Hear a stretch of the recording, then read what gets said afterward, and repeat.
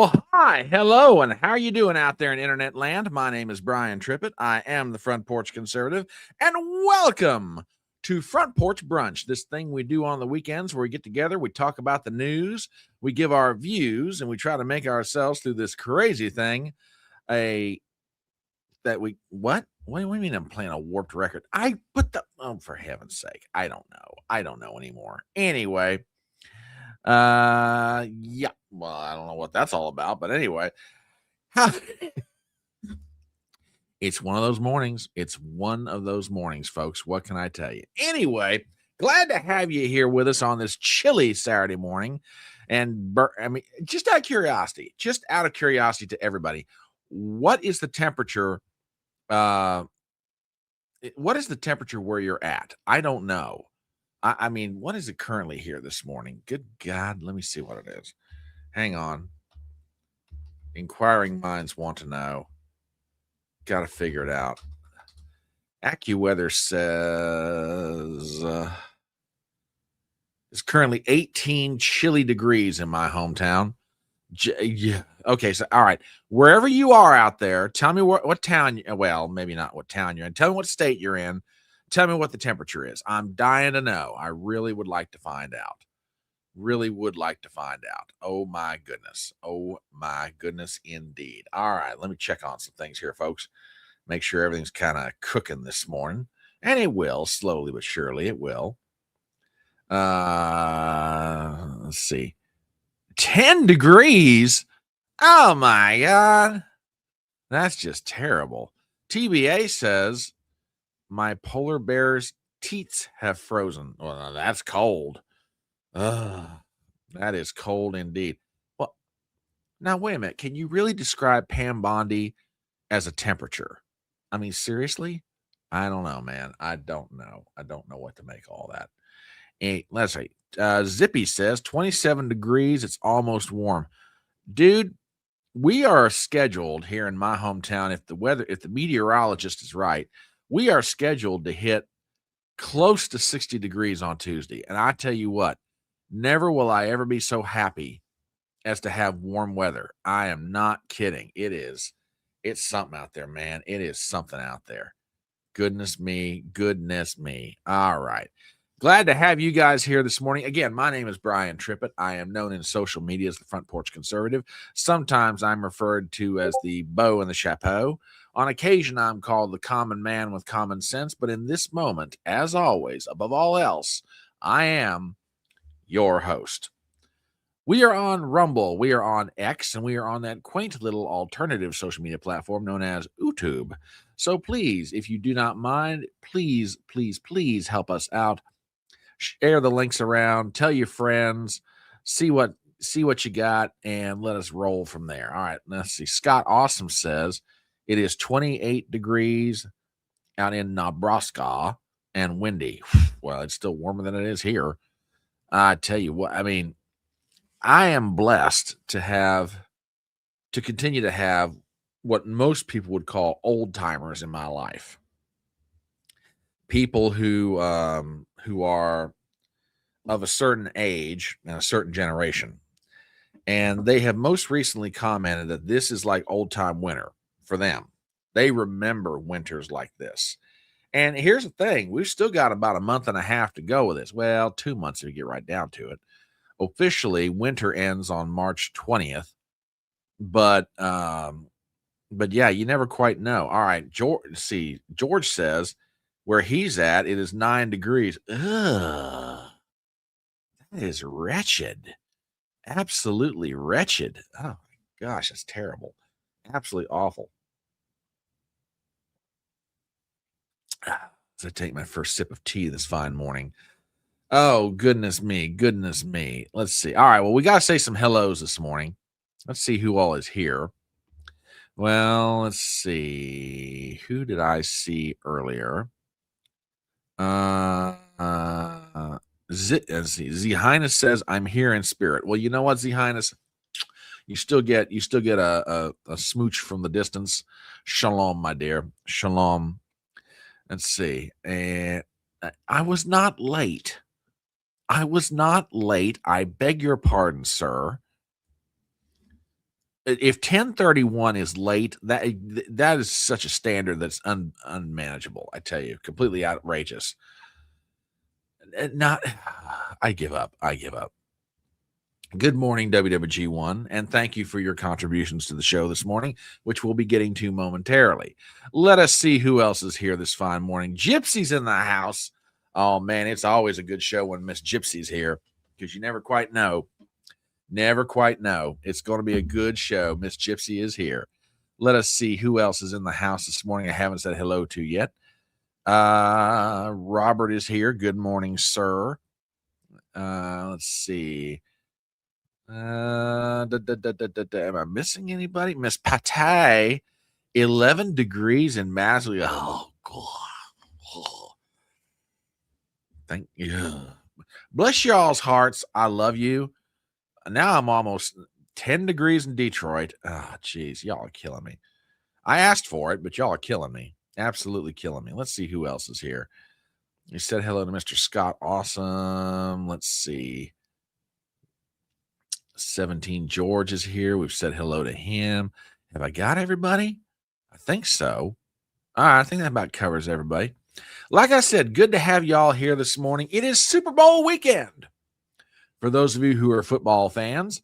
And yes, good morning, sir. We know who you are.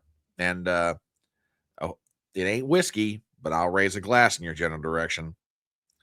No, I'm not gonna miss you. Don't worry. Ain't gonna miss you. Oh, you think the Pats are gonna win? You know, I got a theory about this for what it's worth. And I remember when they won their first Super Bowl, on that famous 50-yarder Adam Vinatieri kick. They were underdogs to the Rams at the time. They were then the St. Louis Rams. And they went on to beat the greatest show on turf. So, I mean, the bookies are giving the Seahawks, they're like 4.5-point favorites. I don't know, man. Look, it's the Patriots. It's that whole organization. It's that dynasty.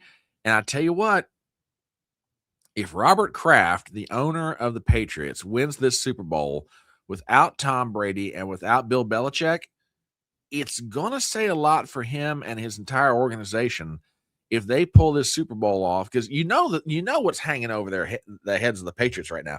Well, yeah, you're the Patriots, but you ain't got Brady and you ain't got Belichick. Can't win another Super Bowl. If they pull this off without Brady and Belichick, oh man, that's going to take a big monkey off their back. I really do believe that. I really do believe it. Let's see. TBA says Seahawks are 4.5-point favorites. Someone's going to lose some moolah. That's what I'm saying. I mean, I'm not even a gambler, and I'm sitting there going, really? Really? You gave the Seahawks 4.5 points? I don't know, man. I don't know. Well, yeah, you could be right. Well, no, not could be right. You are right. I tell you what. Anyway, yeah, jeez, I tell you. Anyway, yeah, it's Super Bowl weekend. The lady and I are hosting some friends tomorrow afternoon. Lots of food, lots of fun, lots of festivities. And yeah, I mean, I love the regular season of the NFL, because there's always those amazing, spectacular plays. But man, when it gets down to the playoffs and then you get to the Super Bowl, then it gets real interesting. So yeah, we're gonna have some food tomorrow, have some fun. Yeah, it's gonna be a good weekend. It's still chilly out there in America.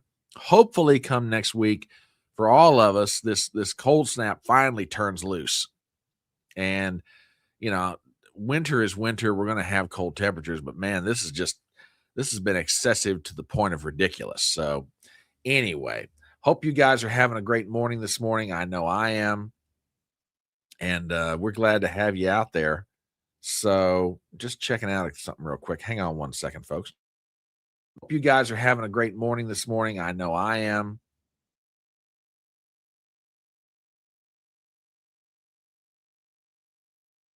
Okay, sorry about that. All right, well, let's just get right into it. And we have a ton of memes. We have a lot of stories, a lot of clips, things to talk about, and just let's dive right in. Now, for those of you who are watching this live stream for the very first time, and maybe you're like, what do you mean by memes? Well, we do a little section of the show called the Merry Memes. For those old enough to remember Warner Brothers cartoons, they had the Merry Melodies. Well, we have the Merry Memes. Those great, wonderful instructional things that, sometimes give us a laugh, sometimes they give us a laugh and say something important, etc., and so on. And to that end, let's just dive right in. Oh, for music fans out there, and I know that uh, my old buddy out there, Mr. Tam Bertley, is going to be very interested in this. Did you know that Madonna is going back out on tour? That's right, ladies and gentlemen. The Material Girl is going back out on the road. A new world tour has been announced, and she's apparently gearing up for it. Matter of fact, we even got our hands on some of the promo photos, I guess, for the posters and stuff like that, that apparently Madonna is going to be using for this tour. And matter of fact, here's one of them right now, and this is going to be one of the pictures of the Material Girl as she's getting ready to go out on tour. Apparently, she's going back to her Like a Virgin stage. She's going back to that hot pink and pearls and stuff like that. So, yeah, it's kind of like a redo of, of her Like a Virgin days, the Material Girl days. So yeah, she's going back on the road and going back to what worked for her when she first got started. So there you go. There you go. What? Yes, she's still alive. Yes, she is still alive, believe it or not. I know. Now, Salty, I don't know if this is going to be the name of the tour or not, but hey, if they're still looking for ideas, you know, maybe this is something you could send an email to some at the marketing department or whatever. So now again, I don't know the name of the tour. I don't know who the sponsors are. Okay. Back in the day, it used to be Pepsi. Okay. Whether she's being sponsored by Hip Replacement Surgeons of America, I don't know. I'm just saying that, it's possible, I suppose, but who knows? In the roadkill tour.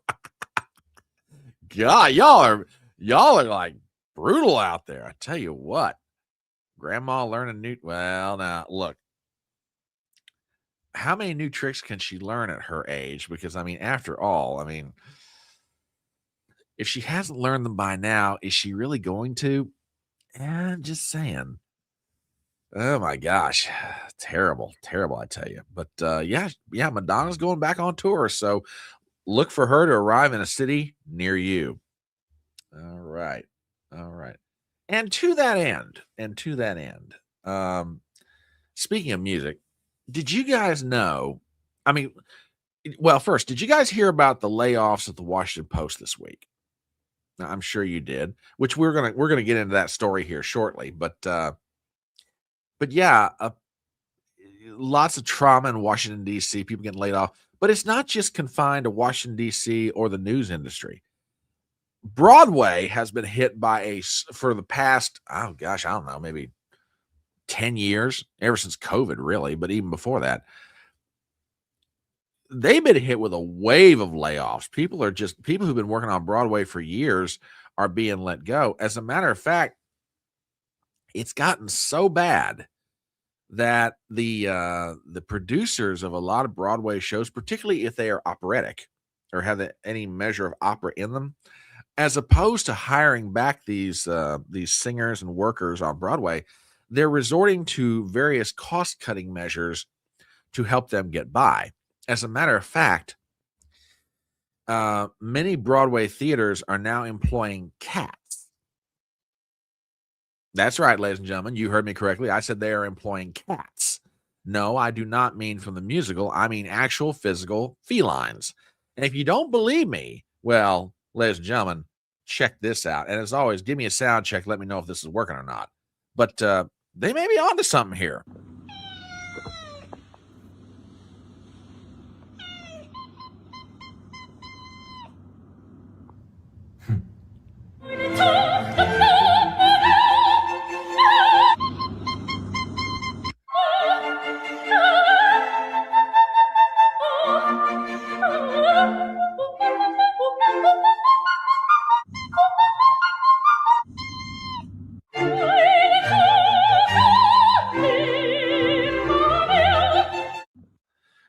Hey, look, I have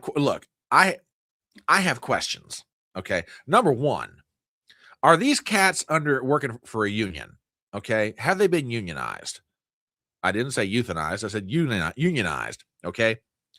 Are they part of a union? Because look, we got to make sure they're getting protected here. Okay. Their rights in all this as workers, you know. Second of all, how are they getting paid?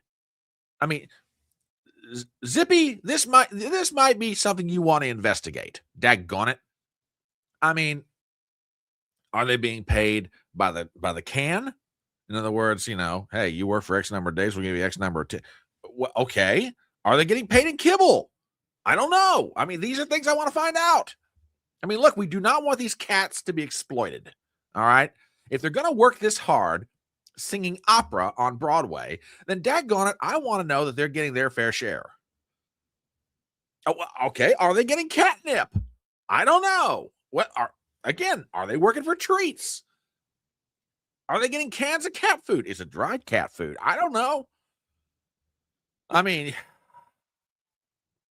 would a tummy rub fall under fringe benefits in the contract? I don't know. There are things I want to find out about this. Well, now this is true too. If you cannot exploit your cat, who can you exploit?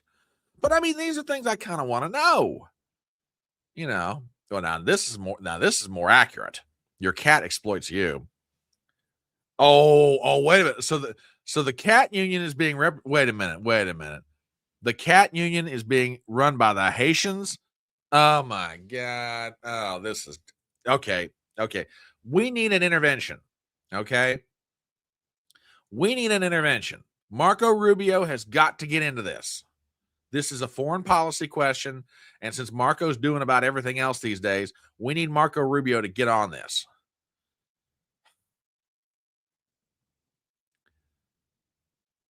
Well, now, okay. All right. Well, Zippy apparently has been doing some looking into this. You can't work on Broadway or Hollywood without selling your soul to the union cartel. I wish I could exploit my cat, but I am far too dry. Well, I don't know. Anyway, crazy. Now, on a different subject. You guys have heard of the good neighbor policy, right? Do unto others as you would have them do unto you. Okay, I think we all can agree with that. However, I think there comes a moment in your life when that just goes a little bit too far. Because sometimes there are just things your neighbor should not either stick their nose into or become involved with in your life. And if you don't believe me, then check out this next clip. Hey, so I am your neighbor. I just want to give you a heads up. I do not want to be known for this, or I do not want this to come back to me at all. But there's a car that comes here. It's a red Toyota Corolla that comes here every single day after you leave for work. It stays here for like 2 or 3 hours, and then it leaves. I do not know what's going on, but I just wanted you to know there's a dude that keeps getting out of it, going in the house for a little bit, and coming out. You should maybe talk to your wife about it. Just giving you a heads up. I do not want this to come back to me. Okay. Well, look, he's trying to help his neighbor. Okay. Do I think this is the best way to do it? Not necessarily. On the other hand, I guess he feels an obligation to tell his neighbor what's going on. Is he? I don't know. Well, that's what I thought. What a nice neighbor. I mean, really. I mean, he's trying to do the guy a favor here, Is he accusing anybody of doing anything? No. He's just simply pointing out to his buddy, hey, just saying. Well, good morning, Kawan. Glad to have you here in the house this morning. Now we don't know that the red Toyota belongs to this guy. I mean, now come on now. Why would he rat himself out? I'm just saying, it's possible, but I have a hard time believing it. Oh my goodness. Oh my goodness. Now, as you all know, this show is. Oh, now wait a minute. He just said simply. He just simply said you might want an extra unknown to everyone on camera. Well, okay, that's true. That is true. Had not thought about that. Had not. Now, now this is just downright salacious, sir. We don't know that that's the case. I mean, seriously, that is untoward. That is slander and accusation unworthy of you, sir. I'm just saying, unworthy of you.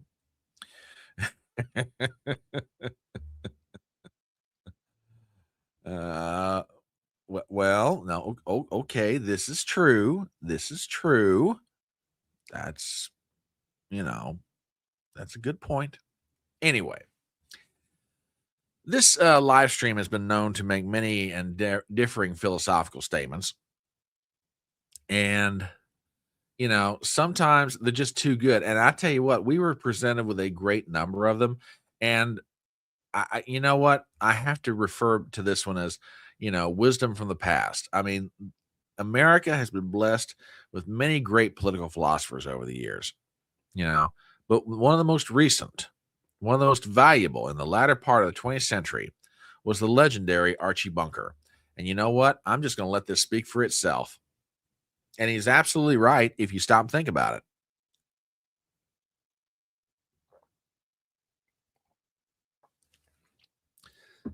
And Archie's right. I mean, the ironies abound in this statement, okay?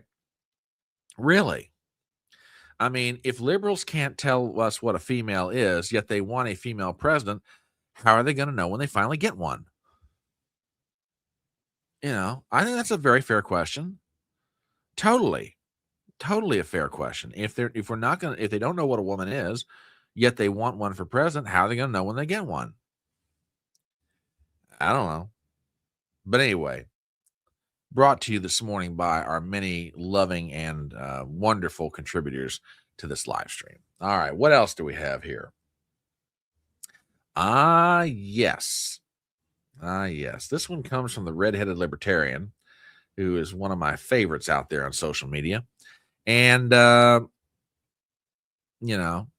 here's something for your consideration.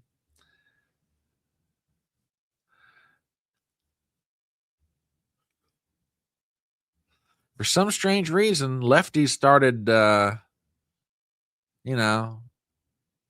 they just lost their love for masks. Don't know why. I don't know why. Don't know what to tell you on that one, folks. But the redheaded libertarian, as always, bringing the wise and bringing the wisdom. So God bless that young lady. God bless her indeed. So there you go. Yep. There you go. There you go. All right. What else do we have this morning in the way of wise and thoughtful contributions to this live stream? Oh, you know,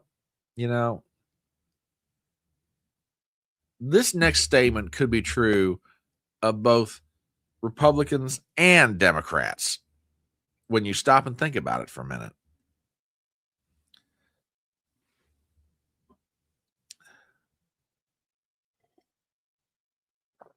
When you stop and think about it, this is so true. So true indeed. Daggone it. If it's and when I say it could be true of both parties, we've got some stuff a little bit later that when we get into it, you're going to begin to understand. I'm going to make a statement right now. And this is a little bit off topic, but it's not too far.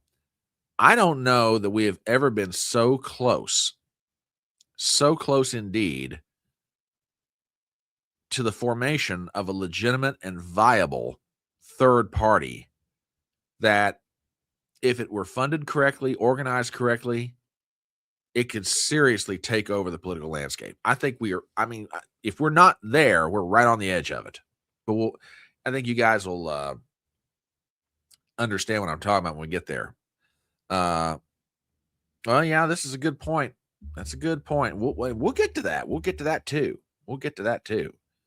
Because like I said, we got a ton of stuff this morning to get into. A ton of stuff. Ah, yes. Here's a good one. Another great political question that you folks out there ought to think about. Well, okay, that's true. That's true.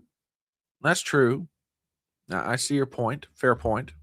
I will try to more carefully word my next statement. No, I'm just messing with you, man. Don't worry about it. All right, here's something for your consideration.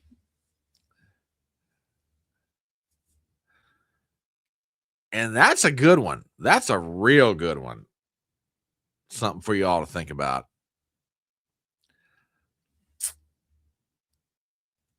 That one's not wrong, folks. That one's not wrong at all.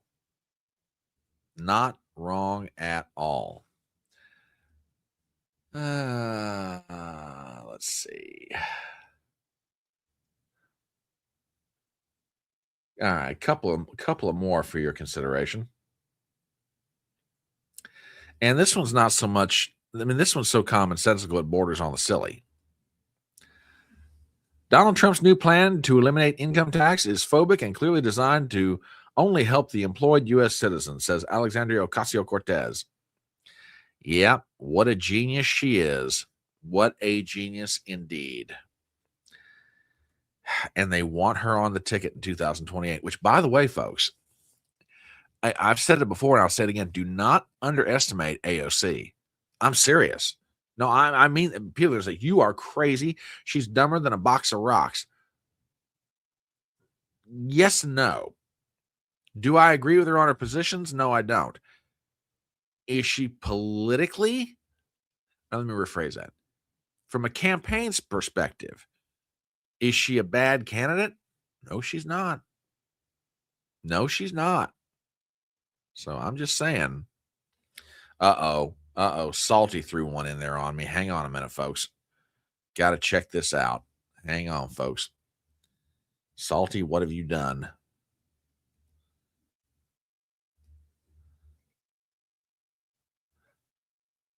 You know, Salty, I cannot disagree with this. I really can't. Brother, you are absolutely right. You are absolutely right. It do make you wonder. It do make you wonder. Now, hang on a minute, folks, because I got to be fair to TBA here. He slipped a couple of memes in on me at the last second before the show went live. Well, not before the show went live, but y'all know what I'm getting at here. Okay, that one I think I've got. Oh, yes. Oh, yes. Hey, last week we had mentioned, speaking of things in Minnesota, we had mentioned the controversy surrounding Ilhan Omar's winery. Well, apparently they have new pictures from the winery. I mean, last week we had her standing in front of it, very wonderful, warm looking place where you would grow grapes and make lots of wine. Well, apparently, we now have new pictures from the winery, and I guess it's been a very successful operation for Ilhan. Truly. I mean, look at that. She's just rolling in the dough, just taking it over by the barrel. Making money, barrel over fist. It's ridiculous. Totally ridiculous. Totally. Well, Salty, you bring up something, and let me find this real fast because I looked this stat up the other day.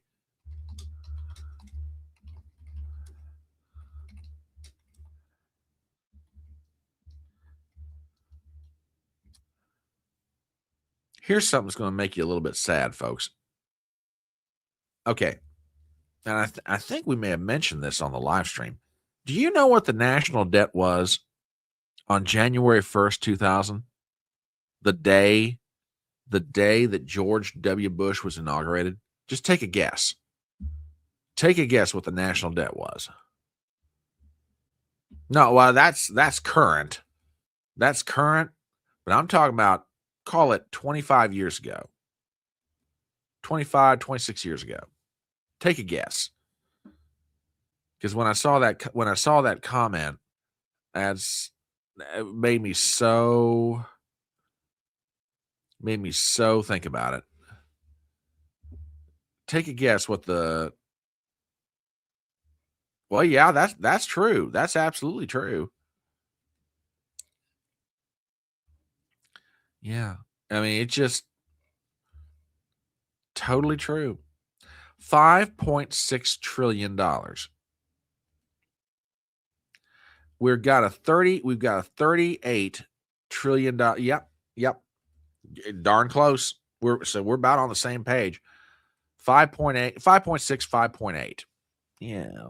Thereabouts. We have racked up in 25 years. Let's see, the current national debt's 38 trillion, 5.6.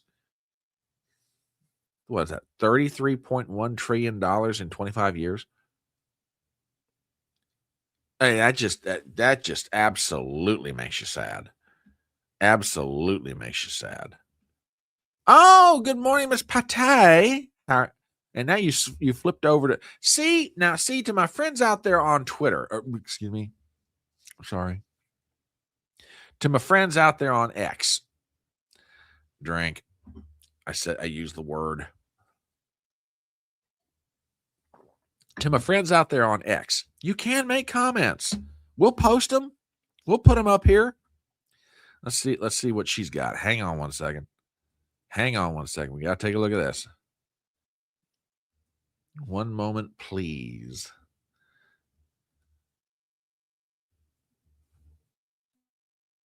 Hang on one second. We got to take a look at this. One moment, please.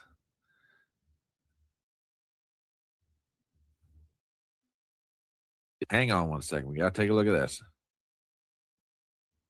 One moment, please.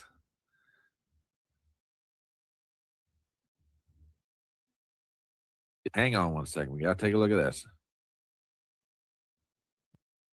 Okay, I think I found what she just sent me. Here we go. Oh goodness, this is funny. Pate, you are awful.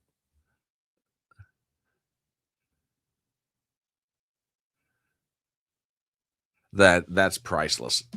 That is priceless indeed. Thank you, honey. Thank you very much. Yeah, and to our friends out there on X, drop some comments, man. We'd love to hear from you. We know you're watching, and maybe you can, maybe you can't. I get it, but yeah. Oh, you really? Now that's a factor I hadn't considered, but man, that's so true. So true indeed. So true indeed. Anyway, let me finish a couple more of these, and then we'll dive into our first stories in the morning. This one is from way back in the day, but boy, that great comedian Bob Hope, he was on to something, man. No one party can fool all the people all the time. That's why we have two of them. When you start hearing some of the stuff we're going to be talking about this morning, you're going to shake your head and go, Bob Hope was absolutely right. Absolutely right. Yeah. So true. Salty, this is so true indeed. So true indeed. All right. Last meme, then we'll get into our stories in the morning. Did you guys hear? I mean, I think we talked about this last week. Did you guys hear? You guys heard about Bill Gates trying to get STD drugs from Jeffrey Epstein to slip them to his then wife Melinda. Well, not everything between Bill and Melinda Gates has been, acrimony over the years. There were times when they got along famously. As a matter of fact, we got our hands on a picture of the two of them walking together in a local park. And you know what? They seem perfectly happy together. I mean, look at the smiles on their faces. I mean, Bill's smiling. He's looking, I don't know, maybe he's looking at some squirrels running around the trees. And there's Melinda, walking along with her, then husband. They seem they seem perfectly happy together. Although the fashion choices are a little bit suspect, but you know, just saying, my friends. I don't know where she got that t-shirt, but yikes. Anyway. All right. Much thanks as always to WWG1. Much thanks to TBA, Salty, Patty, everybody who's given memes. Hey, you see this right down here? That's my Twitter handle.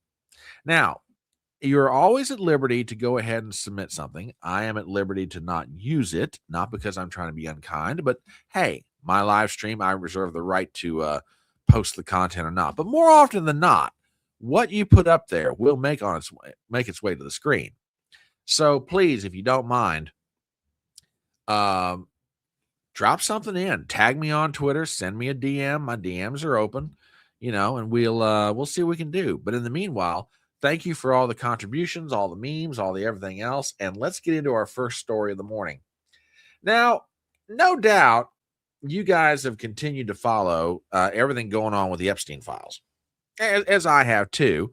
And, I kind of keep an eye on it. I kind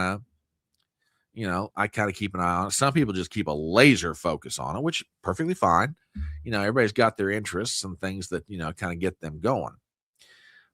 But have you guys heard about what's going on overseas because of the Epstein files? Now, you guys have heard me talk about the current Prime Minister of Great Britain, Keir Starmer. And in my lifetime, when I cut my political teeth, Maggie Thatcher was Prime Minister of Great Britain, the Iron Lady. And there's been a whole succession of everybody since then. Mostly, though, for most of my adult political life, British politics has been dominated by the Labour Party, headed up by Tony Blair, various other individuals. But currently, the Labour Party and the ruling class in Great Britain is headed up by Keir Starmer. Now, I'm not even a citizen of Great Britain, and I can't stand this guy for so many different reasons, okay? But above all else, he does not have the interest of his citizenry at heart. I mean, from everything that I've been able to observe, and I try to follow podcasts of the Lotus Eaters, the Duran, etc., various other people who cover foreign policy. There are all kinds of legitimate criticisms and complaints about Keir Starmer, such that he should have priorly been removed as prime minister, but he has held on to power remarkably. I'm not going to lie. I mean, for political skill, as far as survival is concerned, Keir Starmer, I'd have to tip my hat to the guy. In the midst of everybody and their brother-in-law hating on this guy, he's managed to stay in power. However, that may be about to change. Now, if you wonder and you're saying to yourself, but Front Porch, what does this have to do with the Epstein files?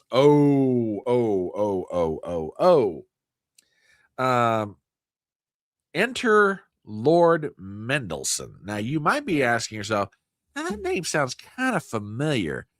Lord Mendelsohn, until recently, was the ambassador to the United States from the court of St. James.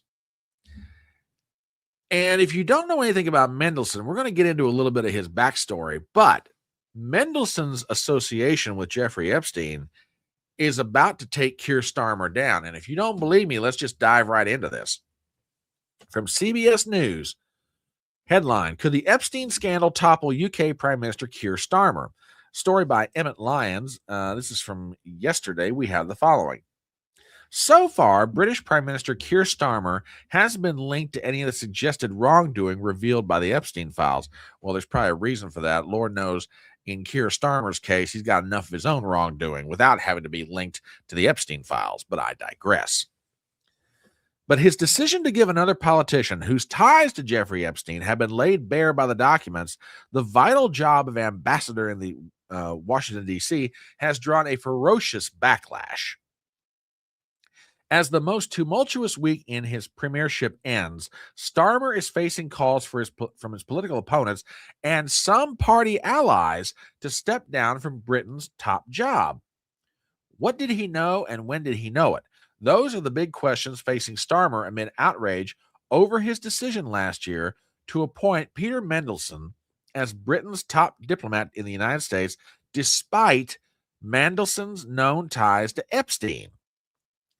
Documents released by the U.S. Congress last year showed Mandelson maintained contact with Epstein after the convicted pedophile was released from jail, and the massive dump of files by the Justice Department last week raised damning questions about him possibly sharing state secrets with the American financier. Starmer may have hoped he dealt with the Mendelson scandal when he had him fired from the ambassadorship last September. However, that came after the U.S. House released files showing Starmer's Labor Party colleague had maintained a close relationship with Epstein for years after his 2008 conviction on charges of solicitation of prostitution and procuring a child for prostitution. And there's a picture of Mendelson right there. And obviously that's Keir Starmer, or as the boys at the Duran call him, Agent 008. Anyway, moving on in the article. But last Friday brought a political earthquake. The latest documents released by the Department of Justice appear to show that while Mandelson was a member of former Prime Minister Gordon Brown's cabinet, and as that cabinet grappled with the seismic aftermath of the 2008 global financial crisis, Mandelson shared confidential market-sensitive UK government information with Epstein. That information could feasibly have benefited the New York financier and his clients. The London Metropolitan Police are now investigating Mandelson's actions to see if they amount to misconduct in public office, a charge that carries a potential life prison sentence. Starmer's office has said Tuesday that it had conducted its own review of the documents released Friday and that it appears safeguards were compromised in relation to sensitive information about that was improperly shared. On Wednesday, the Prime Minister Starmer told lawmakers that Mandelson, a veteran Labor Party politician with a reputation as a ruthless, media-savvy problem solver, had continuously lied to the government about the extent of his relationship with Epstein throughout the vetting for the ambassadorship. Quote, Mandelson betrayed our country, our parliament, and my party. He lied repeatedly to my team when asked about his relationship with Epstein before and during his tenure as ambassador. I regret appointing him, Starmer said. Okay, let's talk about this for a minute.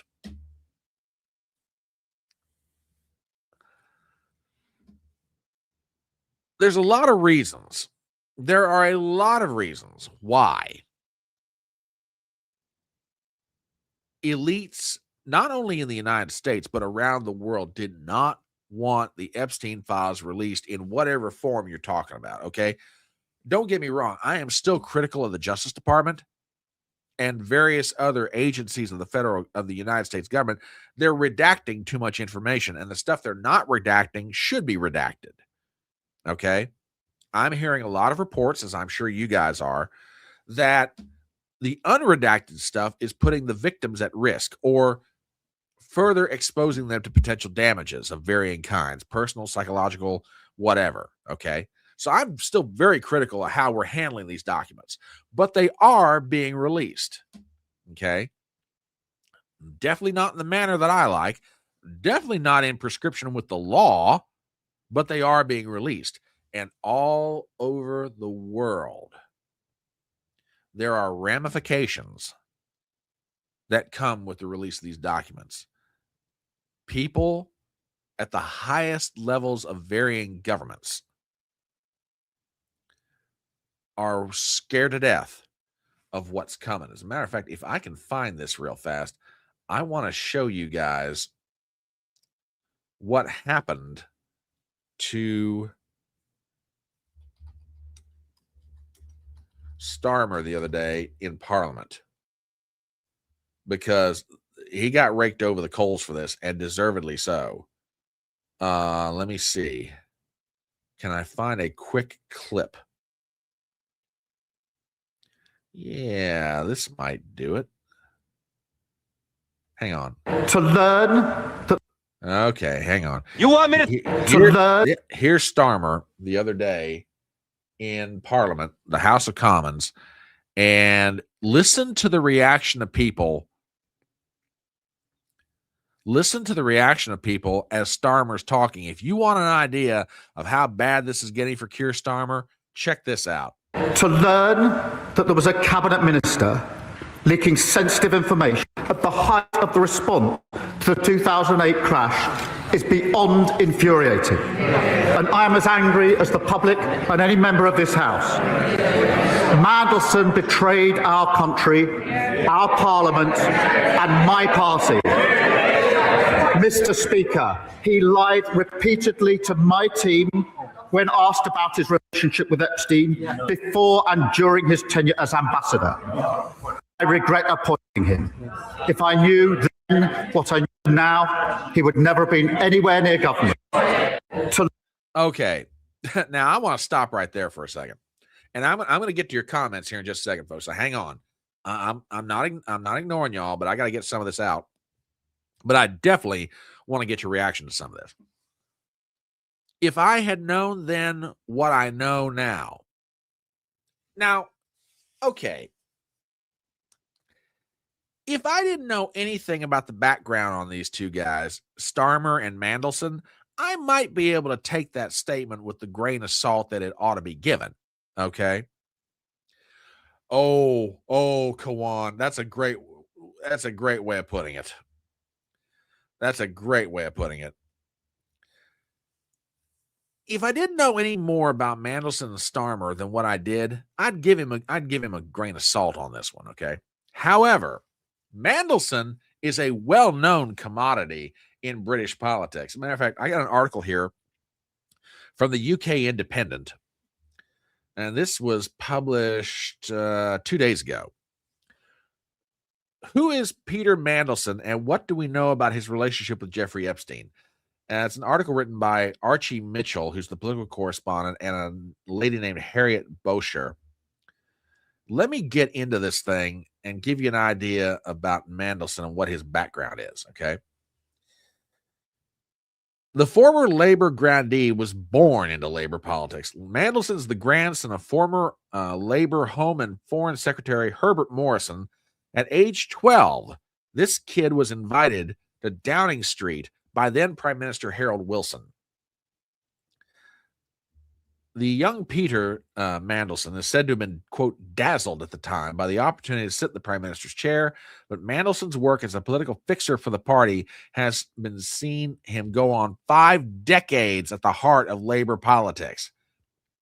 His first taste of Labor politics was in 1979 to election in the Lambeth Borough Council, famously where Keir Starmer's Chief of Staff Morgan McSweeney also cut his teeth working for a now Environmental Secretary Steve Reed.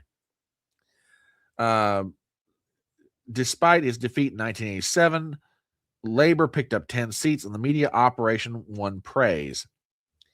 Mandelson was elected Labor's candidate for a safe seat in Hartlepool in 1990, winning the seat at the 92 general election, the last before the rise of Sir Tony Blair and the New Labour. This guy has been around forever, okay? This guy is among the who's who of Labour politics in Great Britain. Now, to you and I, it may not mean much, but you drop the name Mandelson in the right circles in London or any other part of Great Britain, people are going to know who you're referring to. This guy crosses generations. This guy crosses political boundary. This guy has been moving around in British politics for the better part of 5 decades. He's not some unknown commodity. For Keir Starmer to sit there and say, if only I had known then what I know now. Oh, horse crap. I'm an American from across the pond looking at this situation, and I know Keir Starmer's full of baloney. This is ridiculous. Absolutely ridiculous. All right, let me get a little bit further into this article just to give you an idea of the ties between Mandelson and Epstein.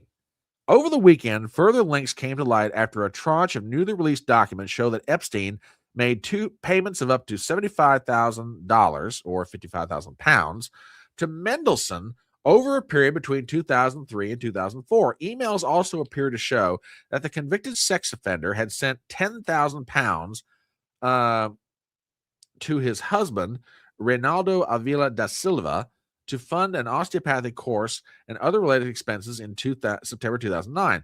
The latest revelations follow a shock report by JP Morgan Chase last year that revealed a, quote, particularly close relationship between Lord Mandelson and Epstein. The dossier showed that the senior political figure's ties to the late pedophile, who was close to the former Labor cabinet secretary, close enough to call him Petey. The report also suggested that Mandelson stayed at Epstein's New York home in June of 2009 when he was still Mr. Brown's business secretary, and the financier was serving 18 months in prison for soliciting prostitution from a minor. Pictures of the pair together have repeatedly surfaced, with photos being circulated on social media. When it emerged he would be appointed U.S. ambassador. Here's a picture of Mandelson and an unknown individual. Mandelson's apparent contribution to the birthday book released by a congressional committee took the form of a poem to the financier. Going a little bit further, there's a picture of Mandelson and Epstein together. Lord Mandelson's note appeared to reference interesting friends he had been left to entertain by Epstein. But wherever he is in the world, he remains my best pal. It concluded. Mandelson appeared to add, happy birthday, Jeffrey. We love you. I mean, okay, now, you're all sitting there saying, well, maybe Starmer didn't know about this guy. Maybe he didn't know about the ties to Epstein, etc. Okay. I want to, before I get to that question, let me catch up with you guys and see what you got going on in the chat here.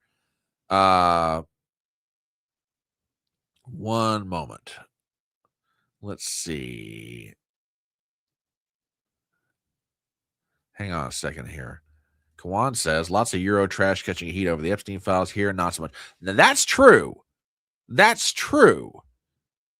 But that sort of gets to another point, okay, which I'll address in a moment. But I'm gonna remind me of that statement here in a minute. Let's see what else we have here. Americans are too obsessed with an 84-year-old woman. Oh, yeah, the whole Guthrie thing. Almost like it was a plan. Yep. Let's see. Really? Oh, okay. Okay, Salty says, the victim stuff is BS. We, the people, are victims of these communist arseholes. Release it all unredacted. You're getting no argument from me on that one, buddy. No argument whatsoever. None. Let's see. What else do we have here? Zippy says, Starmer is done. Hopefully, Great Britain GB News has been covering it. They've been all over it, from what I understand. Let's see. What other comments do we have here? TBA says, after Lord Mandelson is kicked out of the House of Lords because of Epstein, wait and see who else gets the boot. And that's a great point, TBA. There's a lot of reasons why the elite around the world never wanted these files to see the light of day in any format. I mean, like I said, I'll repeat it again. I'm not happy with the way we're releasing them. I'm not happy with the redactions. I'm not happy with a lot of it, but it's being released. And even in the halting, limited format that these files are getting out there, it is sending shockwaves around the world to the point that a British prime minister could wind up going down over all this. Okay, let's see what else we have here in the way of comments. TBA also says, remember that Julian Assange said that 95% of all governments would fall when people find out just who the treasonous bastards are. And like, yeah, that's right. You ain't wrong there, buddy. Oh Lord, could we get into a whole host of subjects with that one? Let's see. What else do we have here? Okay. As I tell you guys all the time, I try to listen to various folks on the internet as far as foreign affairs go. The Duran is one of my go-tos, and they had a whole video about this whole Starmer situation, and I'm going to drop this in chat on both sides, because you know me, I will always recommend what I feel is a good video to get you guys up to speed on something, or maybe you haven't been made aware of. But this video that the boys at the Duran did the other day about this whole Epstein and Starmer situation, yeah, I really recommend watching it. But there are two clips that I want you guys to listen to. And you cannot tell me that Keir Starmer did not know about Mandelson's ties to Epstein. Okay? So Alex Cristofaro asks his colleague, Alexander Macoris, a perfectly logical question. And here is that question. Everyone knew Mandelson's connections to Epstein, but before Yes. this latest document release. Yes. So why did Starmer give him the ambassadorship to the U.S.? Very simple reason, extremely simple reason. It's an excellent question, by the way. The reason he gave Mandelson that post is because it was Mandelson who made Starmer leader of the Labour Party and ultimately Prime Minister. And this is the other thing that has come out over the last couple of weeks, that, of course, Starmer's chief of staff, a man called Morgan McSweeney, who basically runs the government for Starmer, that he is a protege of Mandelson's. Mandelson was in constant contact throughout, from the moment when Starmer became Prime Minister. Mandelson has been constantly in touch with Morgan McSweeney. Morgan McSweeney told Starmer, we must make Mandelson ambassador to Washington because we've got to give Mandelson a formal post. Mandelson is too toxic to be made a minister here. So we're going to shuffle him off to Washington and make him ambassador there. And in reality, of course, what was happening was that Mandelson was shuttling backwards and forwards between London and Washington, which, by the way, is very easy to do. They're very good flight connections. And of course, it's the British taxpayer who pays to the first class tickets, which I'm sure is what he was using. He's shuffling backwards and forwards. He's giving advice. There was a very big government reshuffle. Ministers appointed, ministers sacked as recently as September, and Mandelson was basically in charge of it.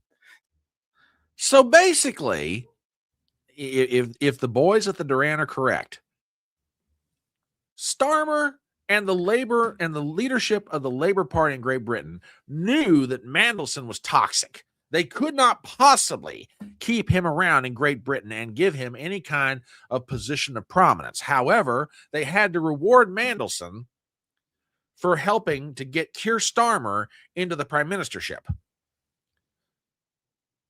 Well, so basically what they did was they gave him a post that is, look, it is important. An ambassadorship representing your government to another foreign power is an important job. I don't dispute that.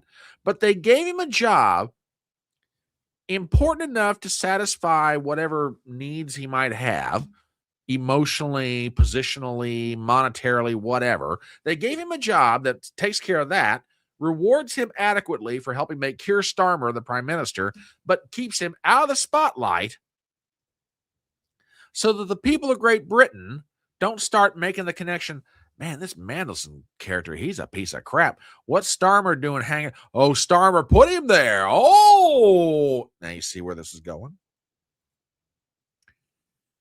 The best of both worlds. On one hand, we're rewarding Mandelson for making Starmer prime minister. On the other hand, we're protecting Starmer by keeping Mandelson out of the spotlight. It's brilliant. Absolutely brilliant. So why did Starmer make Mandelson, the ambassador, to reward him for its payback.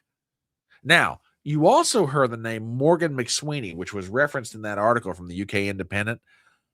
Morgan McSweeney, as Alexander Macoras pointed out a moment ago, is a protege of Mandelson's.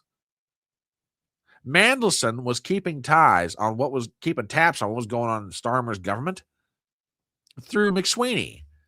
Cabinet reorganization, Mandelson had a hand in it.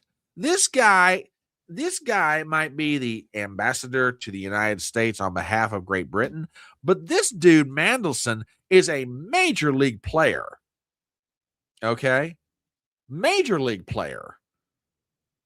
Quietly from behind the scenes, which gets to another question that Alex Cristofaro asks of his colleague Macoras. And I bring this one up because it's going to kind of lead to the ultimate penultimum here. Okay. So let me get this pulled up, teed up. Here we go. How does someone like Mandelson end up being so powerful? That is a great question, by the way. How does somebody as scuzzy, scummy, as dirtbaggy as Mandelson wind up acquiring that much power? In a normal, rational world, this guy should never see the light of day when it comes to the acquisition of political power, be it in Great Britain or anywhere else. Here's the answer to that question. Well, the reason he is so powerful is the same reason why he is so corrupt, because he's part of the elite that governs not just Britain, but the whole of the collective West, or has done so.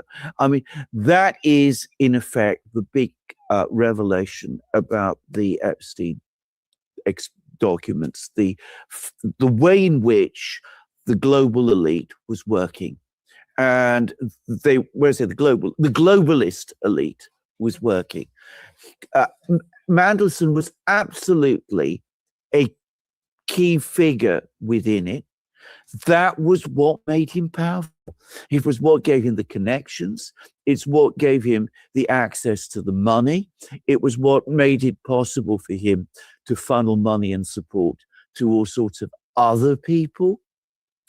And it exposed the Epstein papers have exposed an awful lot, not just about the way in which the US is run and the way the US elites work, but the way in which the British elite, the European elite, all of these elites taken together work. And as I said, Mandelson was a major player in that elite. He had all of those connections, and that's what made him powerful. And that's why he was able to choose who would become the prime minister, because that's effectively what he did with Keir Starmer. And that's why he was playing all this pivotal role in the way Britain was governed from the moment Keir Starmer became prime minister. And there is perhaps the most important effect of the release of the Epstein files, is that people finally put it together and they step back and say, hey, wait a minute. These people that I elect to office, they're not running the government. This small little group over here is. Now, you know that. I know that. But to the average normie,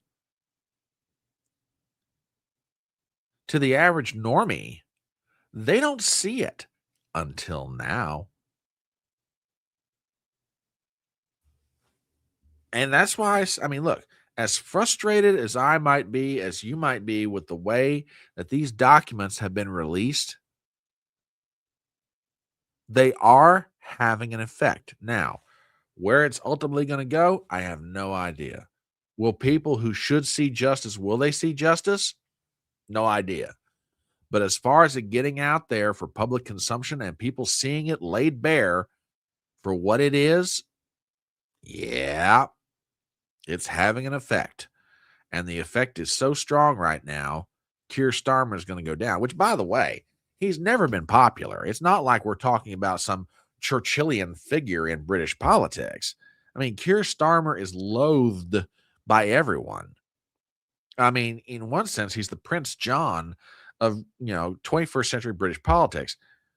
Labour Party doesn't like him. well, I should say Labor Party tolerates him only because it keeps them in power. The Conservative Party can't stand him because he's the one that toppled their, almost 10-year reign at the top of British politics. Reform Party can't stand him because he's standing in the way of their ascension to power in politics. Nobody likes Keir Starmer. They want rid of him. They've tried forever to figure out how to do it. This could very well take him down. And again, I don't understand, the inner workings of British politics, but if he resigns, then that sort of begs a question for me. Does this force an election in Great Britain? Don't know. I don't know. Maybe it does. We'll see. All right, let me get your guys' reaction to some of what we've been talking about so far.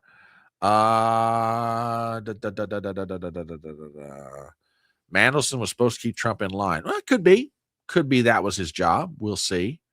We will see. Let's see.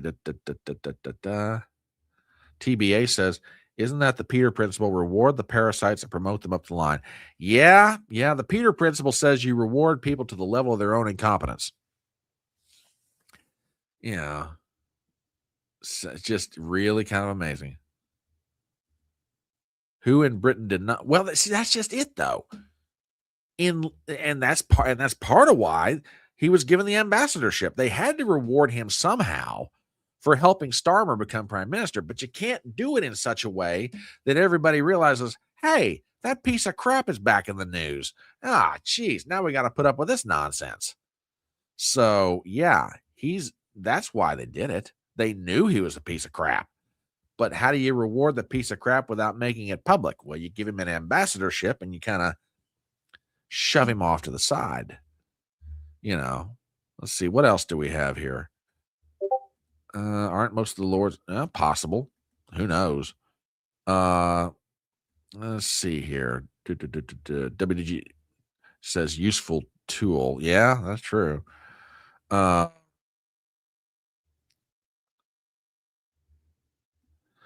See, there's no normal, rational world. Look at the corporations. Scum rises to the top. Too much of the world is centralized. And can't disagree with you there. Cannot disagree with you there.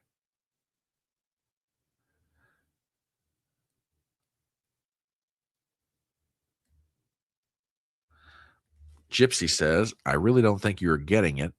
They all do the dirtbag dance. Literally all of them can't get any position of power without taking part in repulsive acts. Yeah, that's true. That is absolutely true. Let's see. Oh, yeah. Some associations are not pleasant to think about. Prince Charles got his mommy to give Seville keys to children's hospitals. Yeah. True that. It's like global skull and bones. Yeah. That's it. That is it. So, yeah, we got some stuff shaking loose in Great Britain, man. I'm telling you what. Very interesting to watch. Very interesting to watch indeed. And just one more. Oh, by the way, that's what's going on in Great Britain. There is a member of the Trump administration that also himself might get taken down over this. And I know you guys know about this, but I'll give you an update from CBS News. Lutnick and Epstein were in business together. The Epstein file. Oh, jeez. It's not just the fact they were neighbors down there in Florida, but check this out. Article by Daniel Nick and Graham Cates for CBS News. U.S. Commerce Secretary Howard Lutnick has said he has had, quote, limited interactions with Jeffrey Epstein, but documents show they were in business together as recently as 2014.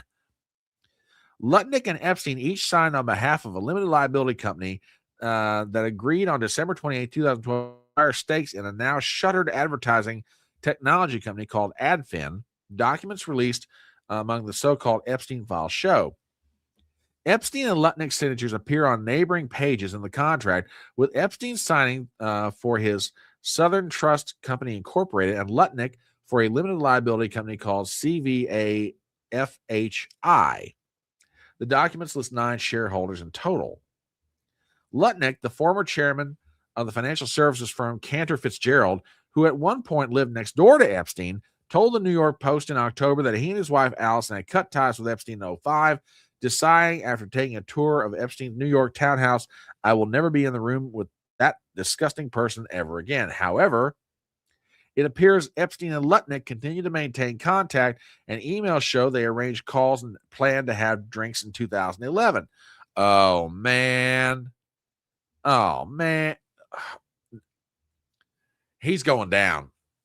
He's going down over this. I don't know when, but it's coming. It's coming. Let's keep reading. This is getting real interesting. The following year, the couple and their 4 children planned a visit to Epstein's Island. Little St. James email showed. Lutnick was invited for lunch on December 24th, 2012. Later, Epstein's assistant wrote on behalf of Epstein, "It was nice seeing you." Their AdFin deal was signed 4 days later. A source close to Lutnick told CBS News, quote, Cantor Fitzgerald was a small minority investor in AdFin.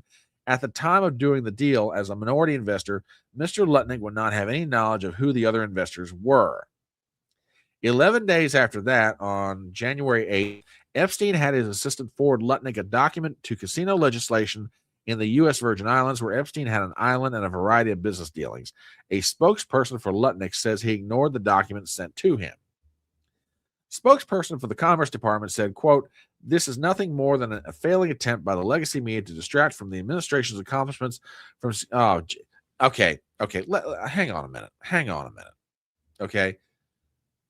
To the Trump administration, not that you're going to listen to me because you're not listening to anybody right now, but can you please just acknowledge that you got some people running around for you, working for you, that are bad actors?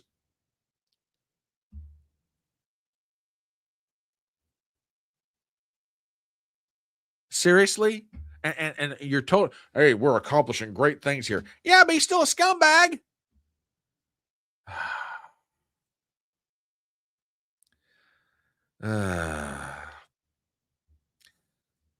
So Lutnick is the mole in Epstein's operation? Cool.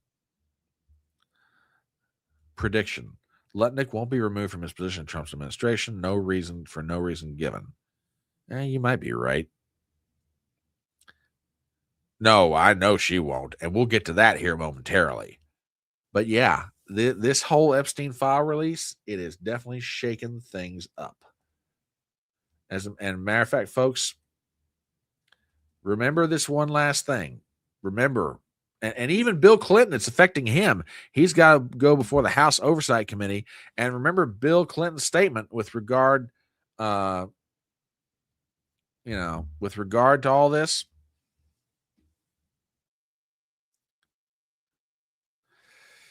Okay, that may be a little over the top, but yeah.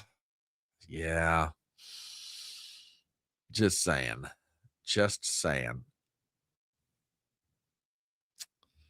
There you go. All right. We're going to shift gears here momentarily, but before we do, it's 11:45 a.m. We've got people watching on Rumble. We got people watching on X. We got people watching on YouTube. It is great having you guys here this morning, and welcome in. If you're not familiar with me, let me introduce myself real quick. My name is Brian Tripp, and I am known in social media as the Front Porch Conservative. And the reason for the Front Porch is basically this. As my uncle said many years ago, if you truly want to be entertained, you don't need to turn on the TV, and you don't need to go to the movies. Just go sit on your front porch. What you see walking by on the sidewalk or driving by in a car will make you laugh, cry, scratch your head, or do all three at the same time. So if you have that same kind of penchant in life, the willingness to observe the crazy, then sit down with us here on our front porch. Join in. We are on X, we are on Rumble, we're on YouTube.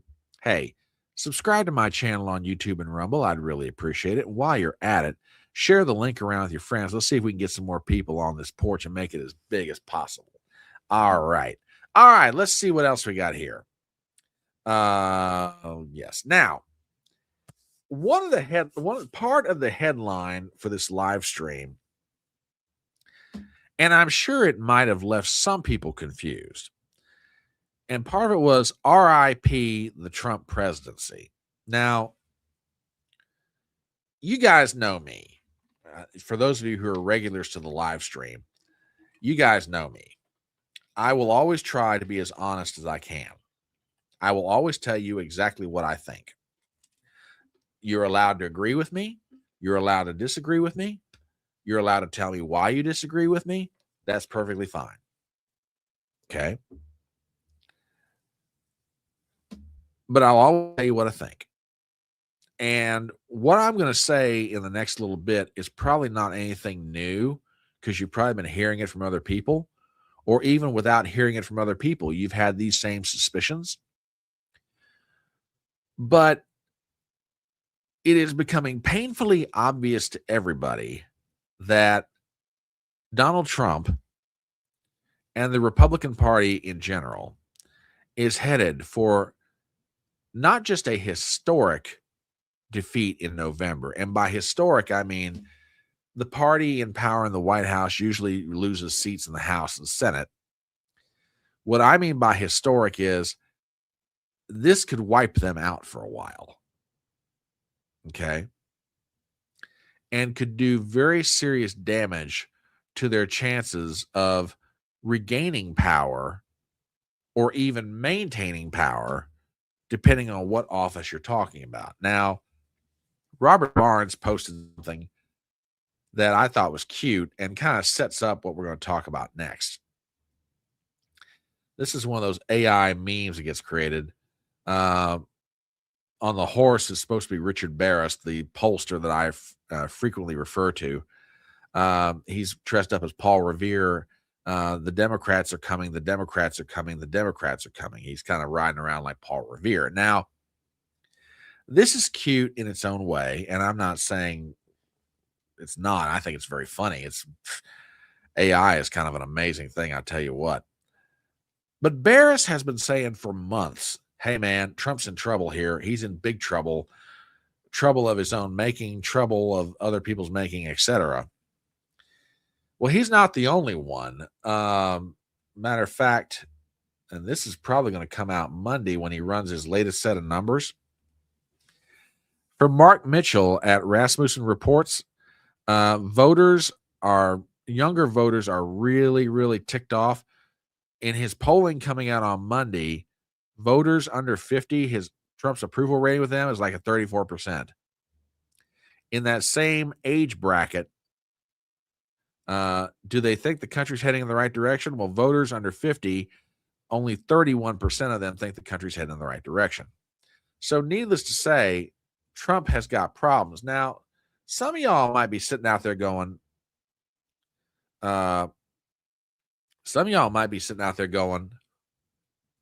well, I mean, that's just two pollsters, and everybody knows that they tend to be very dour in their predictions. Dour, maybe. Inaccurate? No.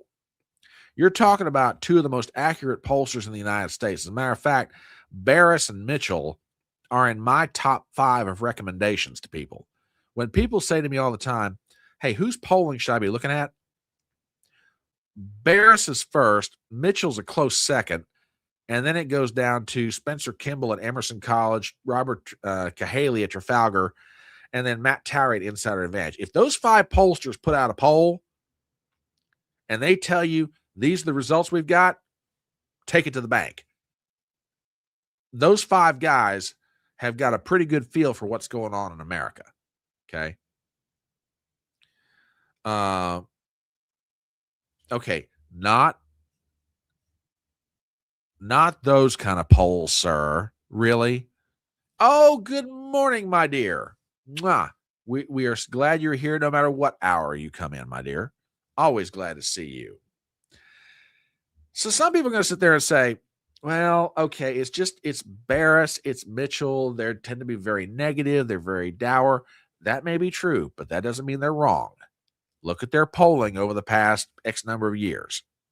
And if you don't believe them, from politics.com, Trump's average approval rating right now is like running in the low 40s. He's got a problem, a big problem. Now, Some of these pollsters, I wouldn't give you a plug nickel for. Quinnipiac, Morning Consult, others are terrible. They always have it. Reuters, Ipsos, etc. So yeah, you can make an argument. Well, look at those pollsters; they're bad, but there's an overall trend, and it's going like this, down. But why? And that's the frustration that I've got. Trump and I wish I had this clip ready to go, but I don't. But if you didn't see it the other day, Trump was out there. He's giving a presser at the White House. He said, yeah, there's a possibility we could lose in November. He said, it's crazy. We're doing all this good work, but yet we're going to not be rewarded for it. The party out of power, picks up seats in Congress. Yeah, but it doesn't necessarily have to be that way. Okay.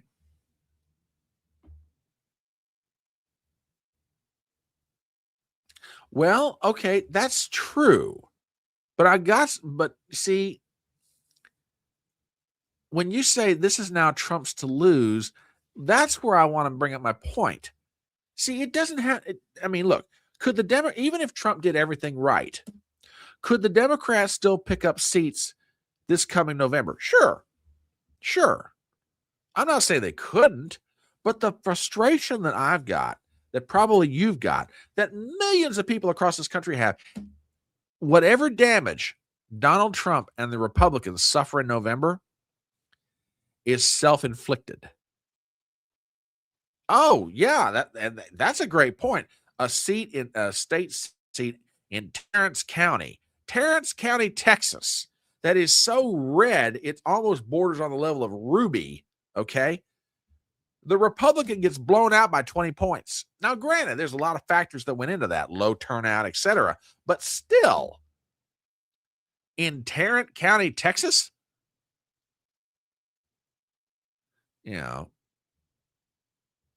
anyway, the problems that Trump has got are self-inflicted.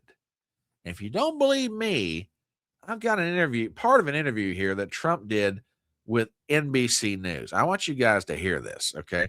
This clip runs about, hang on, about a minute and a half. But boy, you guys tell me, does this sound like the same Donald Trump that was campaigning last year? If you wonder what I'm talking about, check this out. So I want to be clear, because it sounds like there is a shift in immigration enforcement here, that there's going to be a shift after Minneapolis. What should Americans expect going forward? Well, one thing I say to my people, we do a good job, we don't get credit for it. I say they have to ask and they have to say please. When a city is who going has to ask and who has the to say mayor please? Or the governor, I don't want to go and force ourselves into a city, even if their numbers are terrible. Like, for instance, I got a call from Jeff Landry, governor of Louisiana. He said, we have a big problem. Could you go in and help us with well, let's see, certain sections. To be honest with you, certain sections of the state, beyond their famous, beautiful city, certain sections of the state. We have done, not only in New Orleans, we've done a really great job in Louisiana, but I was called. I want to be called. Chicago, we could solve the Chicago crime. Well, on that question, which cities are you headed to next?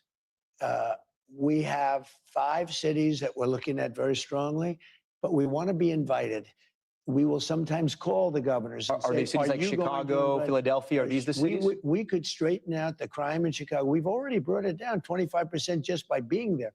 We could have Chicago be a safe city, just like DC is a safe city, just like all these places that we've gone to. And I look forward. I didn't campaign on that. Yeah. I campaigned. Whoa. What? I didn't campaign. Wait a second. Back that up.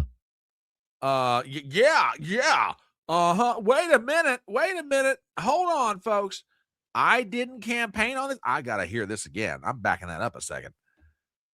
One moment, please. A safe city, just like DC is a safe city, just like all of these places that we've gone to. And I look forward. I didn't campaign on that. Yeah. I campaigned on law and order, but I didn't think I'd be going into individual cities and making them safe. I didn't campaign on this? What? Hold the phone, folks. I seem to remember this is from last year, and it was in Waukee, Wisconsin. Does this sound like the same man being interviewed by NBC News? This is the administration. It's not even believable. But those people back there, the media, are so corrupt. They don't even want to write about it. They don't want to write about it. They're corrupt. I will send in federal law enforcement to liberate every Midwestern town that has been taken over by migrant gangs and criminal alien thugs. We will send them back, and we will take back our country soon. Now, ladies and gentlemen, wherever you are out there, be you on X or Rumble or that quaint little alternative social media platform known as YouTube, I'm sorry, that's not the same man that's being interviewed by NBC News. We're going to send federal troops in, and we're going to liberate our cities to, well, now they have to ask us, and they have to say please and thank you. Huh? What the heck is this? And again, you sit there and go, well, there are ways of doing things. There are ways. Okay, I agree with you. But I'm sorry. And again, hindsight is always easy. Okay. Hindsight is always easy for everybody. But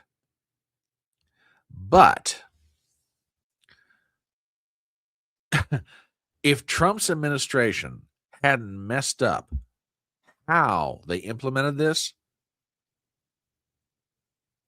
then Trump wouldn't be doing what he's doing right now with, well, they have to ask us and they have to say please. Huh? Oh, sir, you are so right here, folks. Right here. He's right on the nose. Right here. Flipped on messaging on every level from Epstein to mass deportation, and people are pissed. I know 3-time Trump voters that are done with him. And hold that thought, because we're going to get in. See, this is what I mean by self-inflicted. All Donald Trump's got to do, keep your word. The things you promised, do them. And it's not like Trump was going to, we're talking about, overturning the Constitution. We're not talking about, a constitutional convention to rewrite all of our, delegated powers, etc. No, we're talking about we're going to deport illegal aliens. We're going to have law and order in our cities. We're going to release the Epstein files. And we're not going to get entangled in foreign wars. Okay? That's it. That's what we're talking about. And you'll notice something. I want to go back to this. Let me see if I can enlarge this just to make it easy to read. Yeah. I want to go back to that chart from Real Clear Politics. Okay, here's Trump's approval rating. Now you'll notice, this chart goes from, call it, what we got here. What date are we talking? We're talking like from the beginning of his administration. He was actually in positive territory for a little while. And then came March and the release of the Epstein files, or how it was starting to be handled. Watch what happens. He keeps sinking. In June, the bombing in Iran, it sinks more. It keeps dropping, steadily dropping. And then it starts going off the cliff in November. And he's just underwater ever since.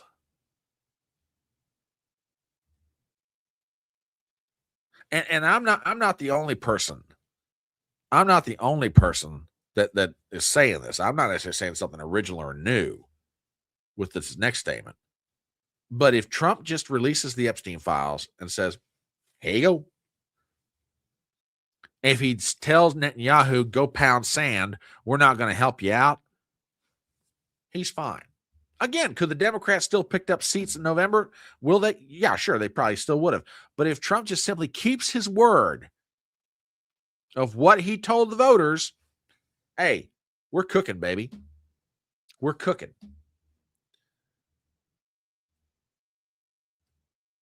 And here and again, in typical Trump fashion, he's getting mad at all the wrong people. From the Wall Street Journal, Miller is losing favor with Trump as Trump reacts to dropping approval ratings. This is part of an article they published the other day. Cracks have appeared even in the Oval Office. The president, aware that polls showing that much of his immigration agenda isn't popular, has told advisors he wasn't comfortable with how far Miller had gone on some fronts, according to people who've spoken with Trump. The president said that, now listen to this. The president said business officials are calling him complaining about longtime workers being thrown out of the country. After Miller described Alex Pretty as a terrorist and would-be assassin in the hours following the January 24th shooting, Caroline Leavitt said at a news briefing that she had spoke only for the president, who hadn't made such claims. Miller told colleagues he was frustrated by the coverage of the whole incident. So now we got Trump getting mad at his own staff. Trump's messing up the implementation of his agenda. He's letting corrupt people, who he picked, by the way, and we'll get to some of that here in a second. He let a bunch of corrupt people handle it, or not, depending on which one you're talking about. The people get mad. The polls start showing it. Trump gets mad because the polls are telling him the truth and he doesn't want to hear it. I mean, give me a break here. All right, let's get to some comments about this because we got more to get into. One, true, but here's my thing, and I'm not saying you're wrong, Robert, but here's my point. The losses that Trump experiences coming this November in the election did not have to be as bad as they could wind up being. Now, again, as far as time between now and November, yeah, there's still time. But as far as the ability to change perception, I don't know, man. I think they're locked in. I think the voters are locked in on this. Don't know. Sean from Third Railify, and good morning to you, sir. One of the hardest working Canadians I know. Trump's first 6 weeks were stellar. Then it's obvious that the global neocons got to him. It's become an administration of deception. Buddy, you ain't wrong. You ain't wrong. You are not wrong, my friend. Not wrong at all. Let's see, what other comments have we got here? Salty Old Fart says there's a difference between federal occupation just rolling in to get people out of the city. True. And that's what made what happened in D.C. so effective. It's a federal capital. Different rules there. You know. Let's see, what else have we got? What else have we got? Oh, you're absolutely right. You are absolutely right, sir. Trump's people were told how to handle it. And they just ignored it. Just ignore it. All right, what other comments have we got here? Let's see. Okay, fair enough. Fair enough. All right. A few more points to consider. And I haven't listened to all of this, but did you guys hear the latest video that the O'Keefe Media Group dropped? Oh, boy. If you're... if it's not just one thing that's going to cause Donald Trump to get hammered in the November election. It's a whole collection of things. And one of them is something we're going to show you part of right now. I'm not going to play the whole video because it's too daggone long. But this was the latest media drop from the O'Keefe Media Group. Check this out. He's like a diva. Is that true? 110% he's a diva. Are you serious? 110%. He's lazy as hell. He's not good at his job. I've said that if arrests do not happen, if people are not held to account, then we'll have no choice but to investigate the investigators themselves. I am a security specialist at the FBI. So I do background checks, investigations, that type of stuff. I've been working there for 5 years now. On hidden camera, this FBI security specialist tells us the quiet part out loud. I don't think there's going to be any major arrests with Hotel or No. the FBI. No. Also, I don't think anybody would ever go to prison. Now, thanks to the brave work of citizen journalists like Nick Shirley, Americans were able to see what actually happens in Minnesota outside these daycare centers. Do you think they're going to arrest the people? that are dealing with the daycare stuff? I think by the time that case is done, even being like looked at, being ready to go to court, Trump won't even be in office anymore. Like it would most likely be thrown out very quickly. Fraud cases like that, like money stuff, Yeah. years, literal years of time. They're gonna try and pin it on somebody. I think you're a badass. Thank you. Cheers. James O'Keefe here. Now, again, take it for what it's worth. This is one person's opinion. This guy works at the FBI. He works in, let me find his title again, security specialist. He's been there according to this video, he's been there 5 years, whatever. Nobody's going to jail. Kash Patel is not going to arrest anybody. Now, again, please prove me wrong. I'd be happy to be proven wrong. But this goes to another frustration that people have. Where's the justice? Where is the punishment for the wrongdoers? The average American citizen says, I live my life. I try to obey the law. I pay my taxes. I try to live peacefully. I don't try to mess anyone over. I try to be a good person. I'm sitting here, living my life, and I'm not experiencing a better world. This guy over here is just flaunting the law, not breaking the law. He's flaunting it. Okay. And nothing's happening to him. If my car is so much as 1 inch over the line, I'll get a parking ticket. But this guy is getting everything.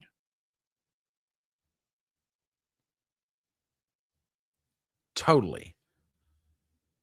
And it's the complete and absolute frustration. Complete and absolute frustration. Oh my goodness. I am so sorry, Zippy. I saw some Rumble. Well, you've been dropping them. I haven't seen them until now. One moment, sir. Zippy with a Rumble rant says, there is no normal world, no rational world. Look at the corporations. Scum rises to the top. Too much of a decentralized world. I'm sorry about that, Zippy. Zippy also with another Rumble rant. He is trying to tone it down due to how left the crazy is. True. And one more from Zippy. I feel Trump is trying to do the right thing, but has to deal with the system. There is no easy way to deal with the corrupt system. And another Rumble rant. Oh, my goodness. What if they investigated and found more crimes? Need to investigate those on the download and bring the hammer down on all of it. Okay. Zippy, let me address one thing here. Okay. Yes, Trump has to deal with a corrupt system. That does not mean he needs to put corrupt actors in to deal with a corrupt system. They're like, Trump's got corruption in his administration. Oh, yes, he does. Oh, yes, he does. Okay. To that end,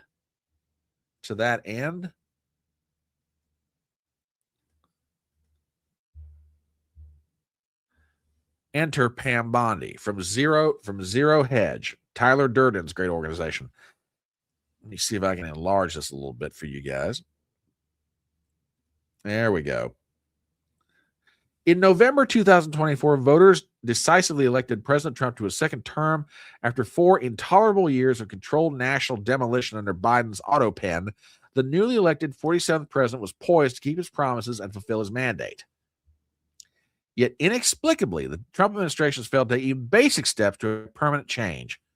The administration often has taken the easy path of using temporary executive orders rather than insisting on permanent legislation.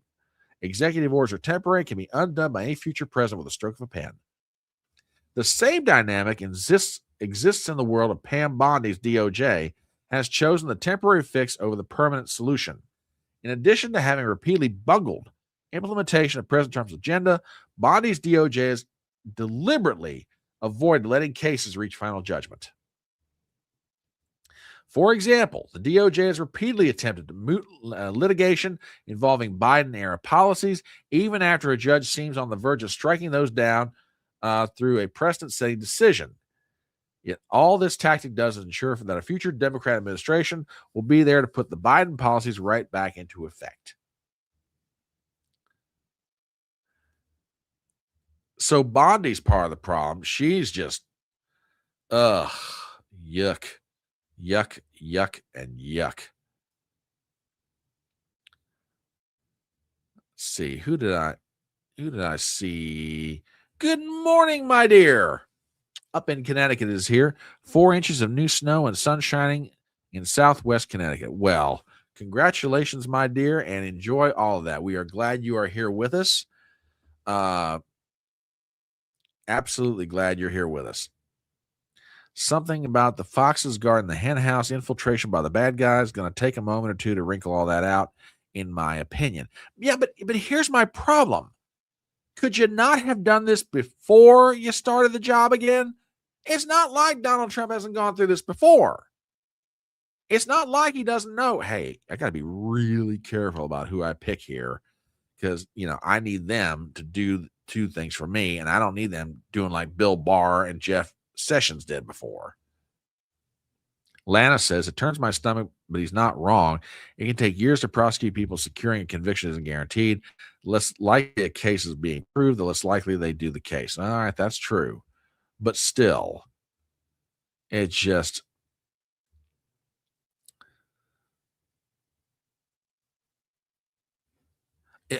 Great point, Sean. Great point. And why aren't people being arrested for Epstein or other things? Well, let me give you an example. Let me tell you why certain things aren't happening, which again, I'm not necessarily telling you what you don't know, but it needs to be pointed out.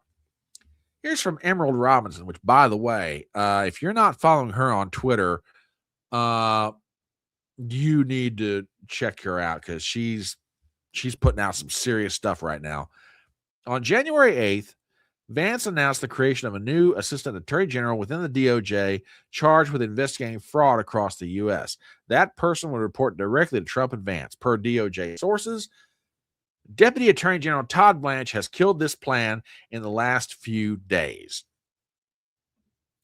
And now you want to know why certain people aren't being arrested for certain crimes, be it Epstein or otherwise. You've got Pam Bondi and you got Todd Blanche in the Department of Justice, and they are locking down and sabotaging everything. It is absolutely ridiculous. Absolutely ridiculous.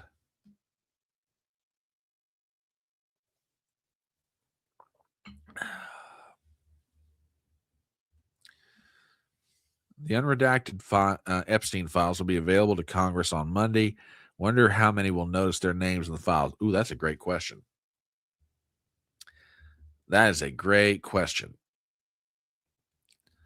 Over on Rumble, Zippy says, Trump as a CEO does not personally vet people. He looks at and hires them to do a job. They need to screw up bad to be fired. They have not screwed up enough yet. Okay, what does it take to screw up enough that Donald Trump fires you? Arrests are not happening. People are not being indicted. The indictments that are being set up, you got Todd Blanche over there just squashing them. What does it take for Donald Trump to finally say, to hell with you, you're fired. You're fired. You're fired. You're gone. Out of here. Where is the Donald Trump of 2016? Where?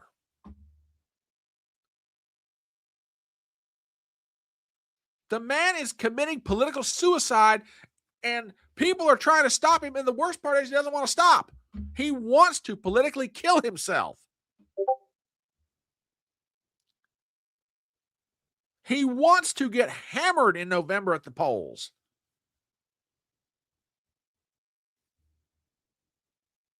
I mean, it is unbelievable to me.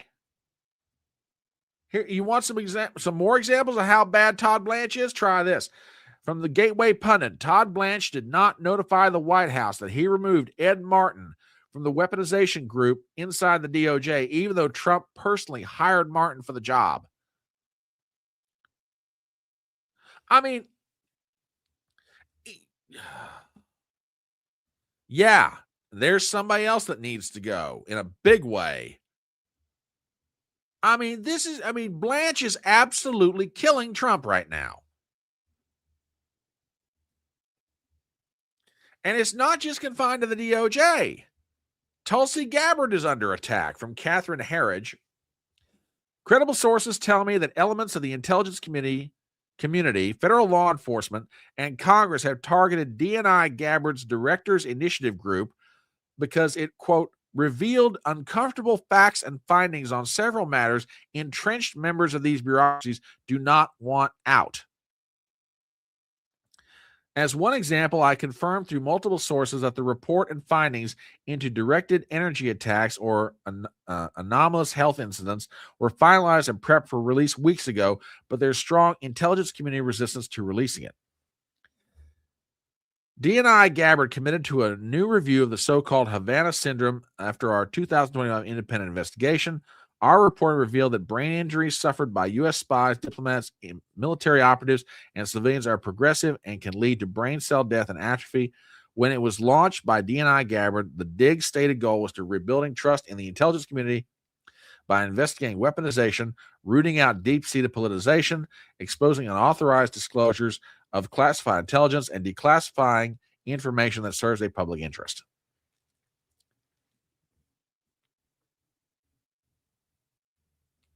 You know, Sean, this is a really great point.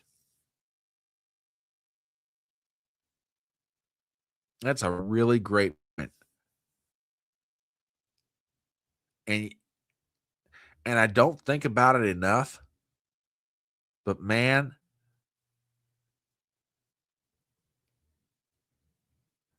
that's a great point to be made. When you stare down an assassin's bullet and you literally hear it whizzing by your ear,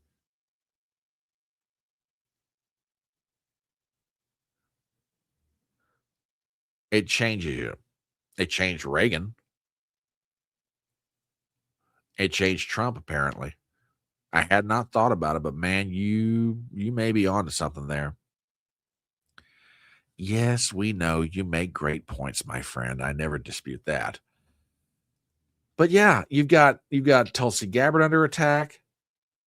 But how did somebody like a Todd Blanche get to where he is? Again, from Emerald Robinson. Trump administration sources tell me that Trump's special advisor, Boris Epstein,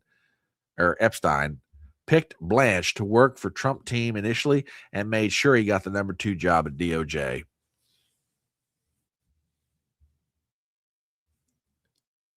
And just on and on it goes. What's the net effect of all this?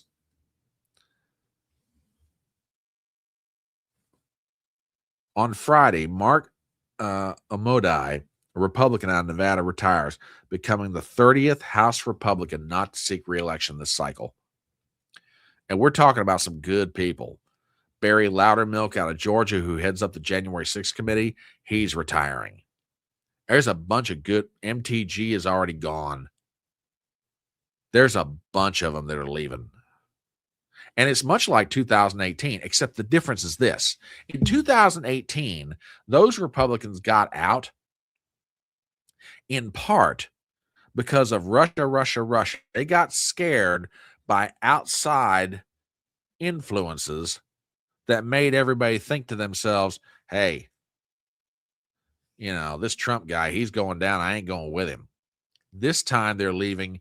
They can see the handwriting on the wall. They know what's coming. They don't want to be there for it. And you can't blame them.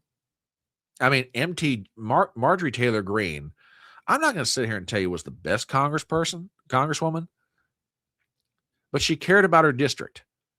She was trying to do the right thing. She stuck up for Trump when most people wouldn't. And what did she get for her troubles? Did she get a pat on the back and an atta girl? No, she got a knife in the back and an aw crap.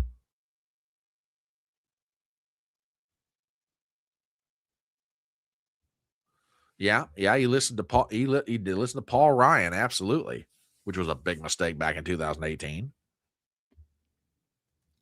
And now it's getting so bad out there. It's getting so bad out there that not only do the Republicans acknowledge, yeah, we're probably going to lose the House, now they're actually worried about losing the Senate, even though they've got like a 3-seat majority. From Axios, GOP's new fear, losing the Senate in November. Article by Alex Eisenstadt, we have the following. Top Republicans are increasingly worried about private polling that paints a dire picture of the midterms. And it's not just the House they're afraid of losing, it's also the Senate. For the first time, GOP strategists are telling Axios that losing the Senate, where the Republicans have a 53-47 majority, is a distinct possibility, and they have to fight harder than expected to keep control.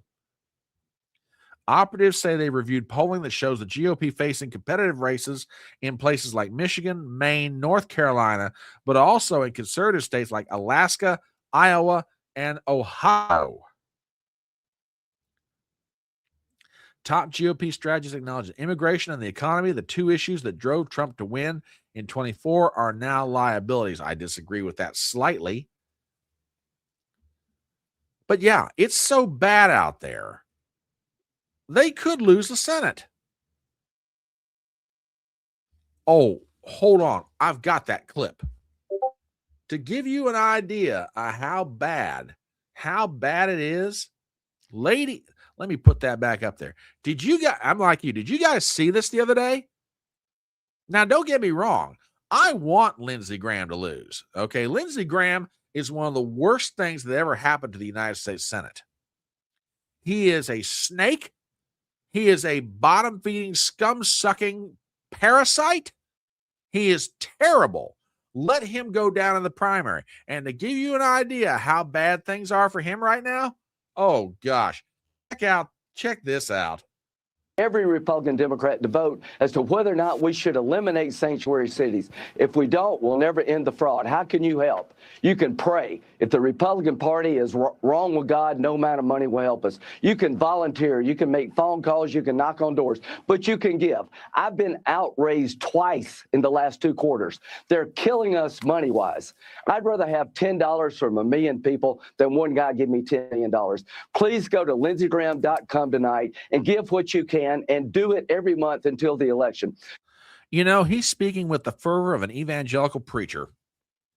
Aw, poor Lindsey. I'm being outraged by Shut up. I don't want to hear it from you. I heard this from you 6 years ago when Donald Trump swooped in to save your rear end then. He should have let you hang out to dry. You, McConnell, and a whole bunch of other people, for all the good it did him. What did you do when January 6th rolled around? You walked right out on him. Please lose the primary. Please. Please go away. You are one of the worst cancers on American politics that I mean, there's so many of them right now, but you are one of the worst. Please go away.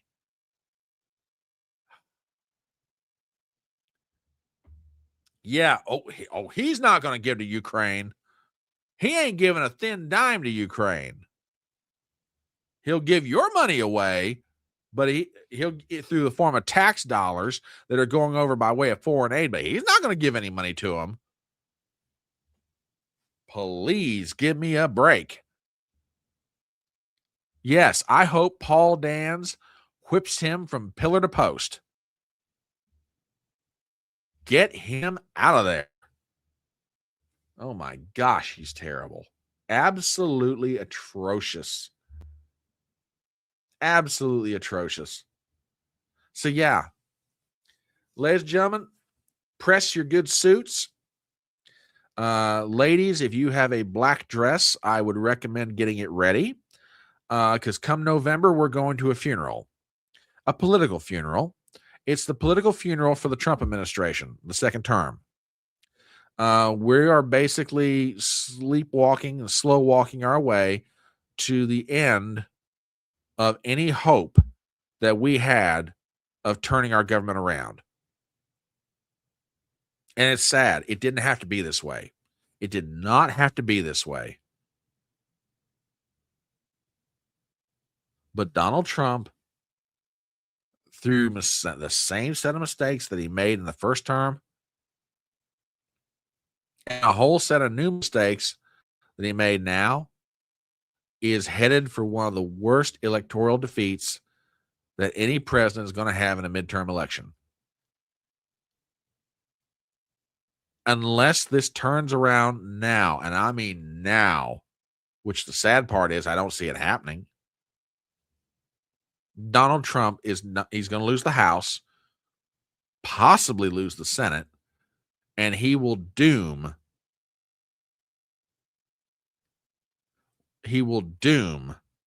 any Republican succeeding him in 28 to possible loss. When Donald Trump started this, I could foresee a situation where J.D. Vance would be the natural successor. If Trump keeps his word,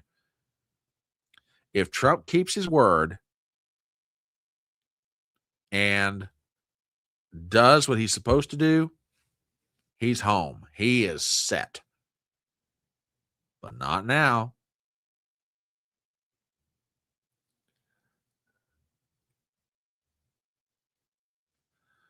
TBA, wait a minute, I got to read this. Hang on. I'm going to start a betting pool on this right now. How much of your hard-earned fake money are you willing to put on the line on that statement? Oh, I'll put money on it. I'll put fake money on it. I'd put real money on it. When the Democrats take the House in November, the investigations are going to start up immediately. They're going to go after people like Kristi Noem. They're going to go after Tulsi. They're going to go after RFK Jr. They'll go after Lutnick.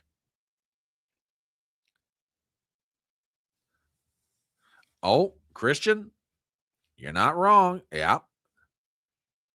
I remember we discussed some of my unease with the incoming when they were picked in 24. Sad to say my fears were worse than anticipated. Christian, brother, I love you, and you were absolutely right. Absolutely right. Ratcliffe is doing him dirty at CIA. Bondi is doing him dirty at Department of Justice. Her deputy Blanche is making it even worse. Kash Patel is doing nothing useful at FBI. Marco Rubio is he's up to his old neocon ways at state. Yeah, you were right. And I was wrong. I was trying to be optimistic, and I was wrong. I mean, don't get me wrong. There's still some good things that are happening through the Trump administration, but they could be doing so much more. So much more. And now,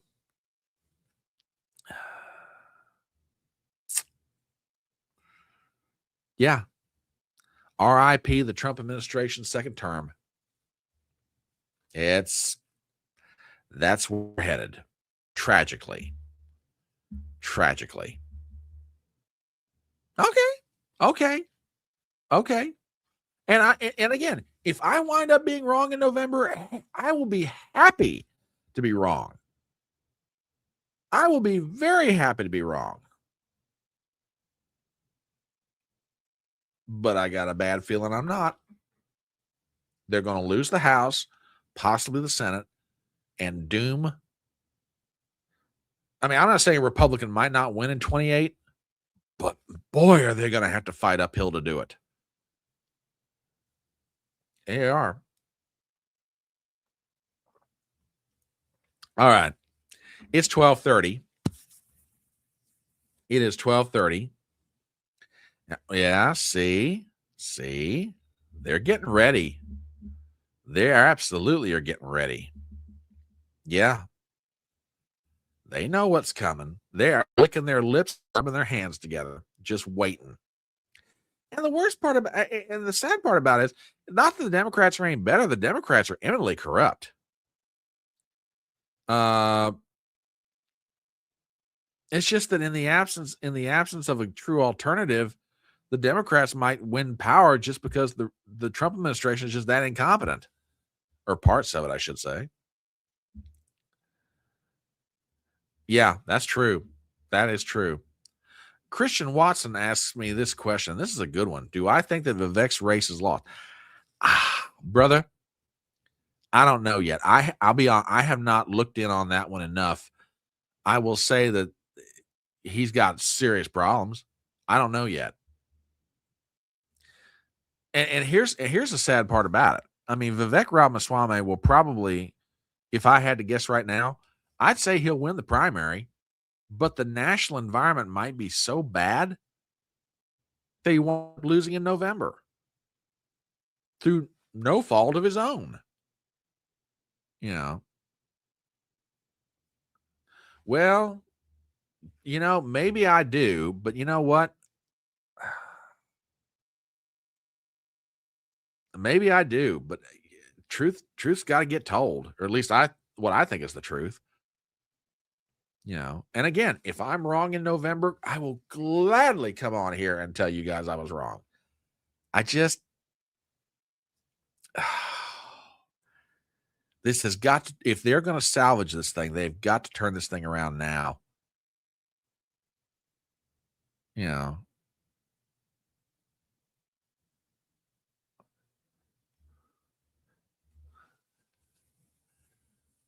Acton is the worst of the worst, and she just might win. Talking about the governor's race in Ohio. Brown is also set to weasel his way back into the Senate. And that's a darn shame. Worked for all those years to get him out, and now this is what we get. Anyway, but now it's 12:30. We've got some HodgePodge stew to serve up, but before we do, hey,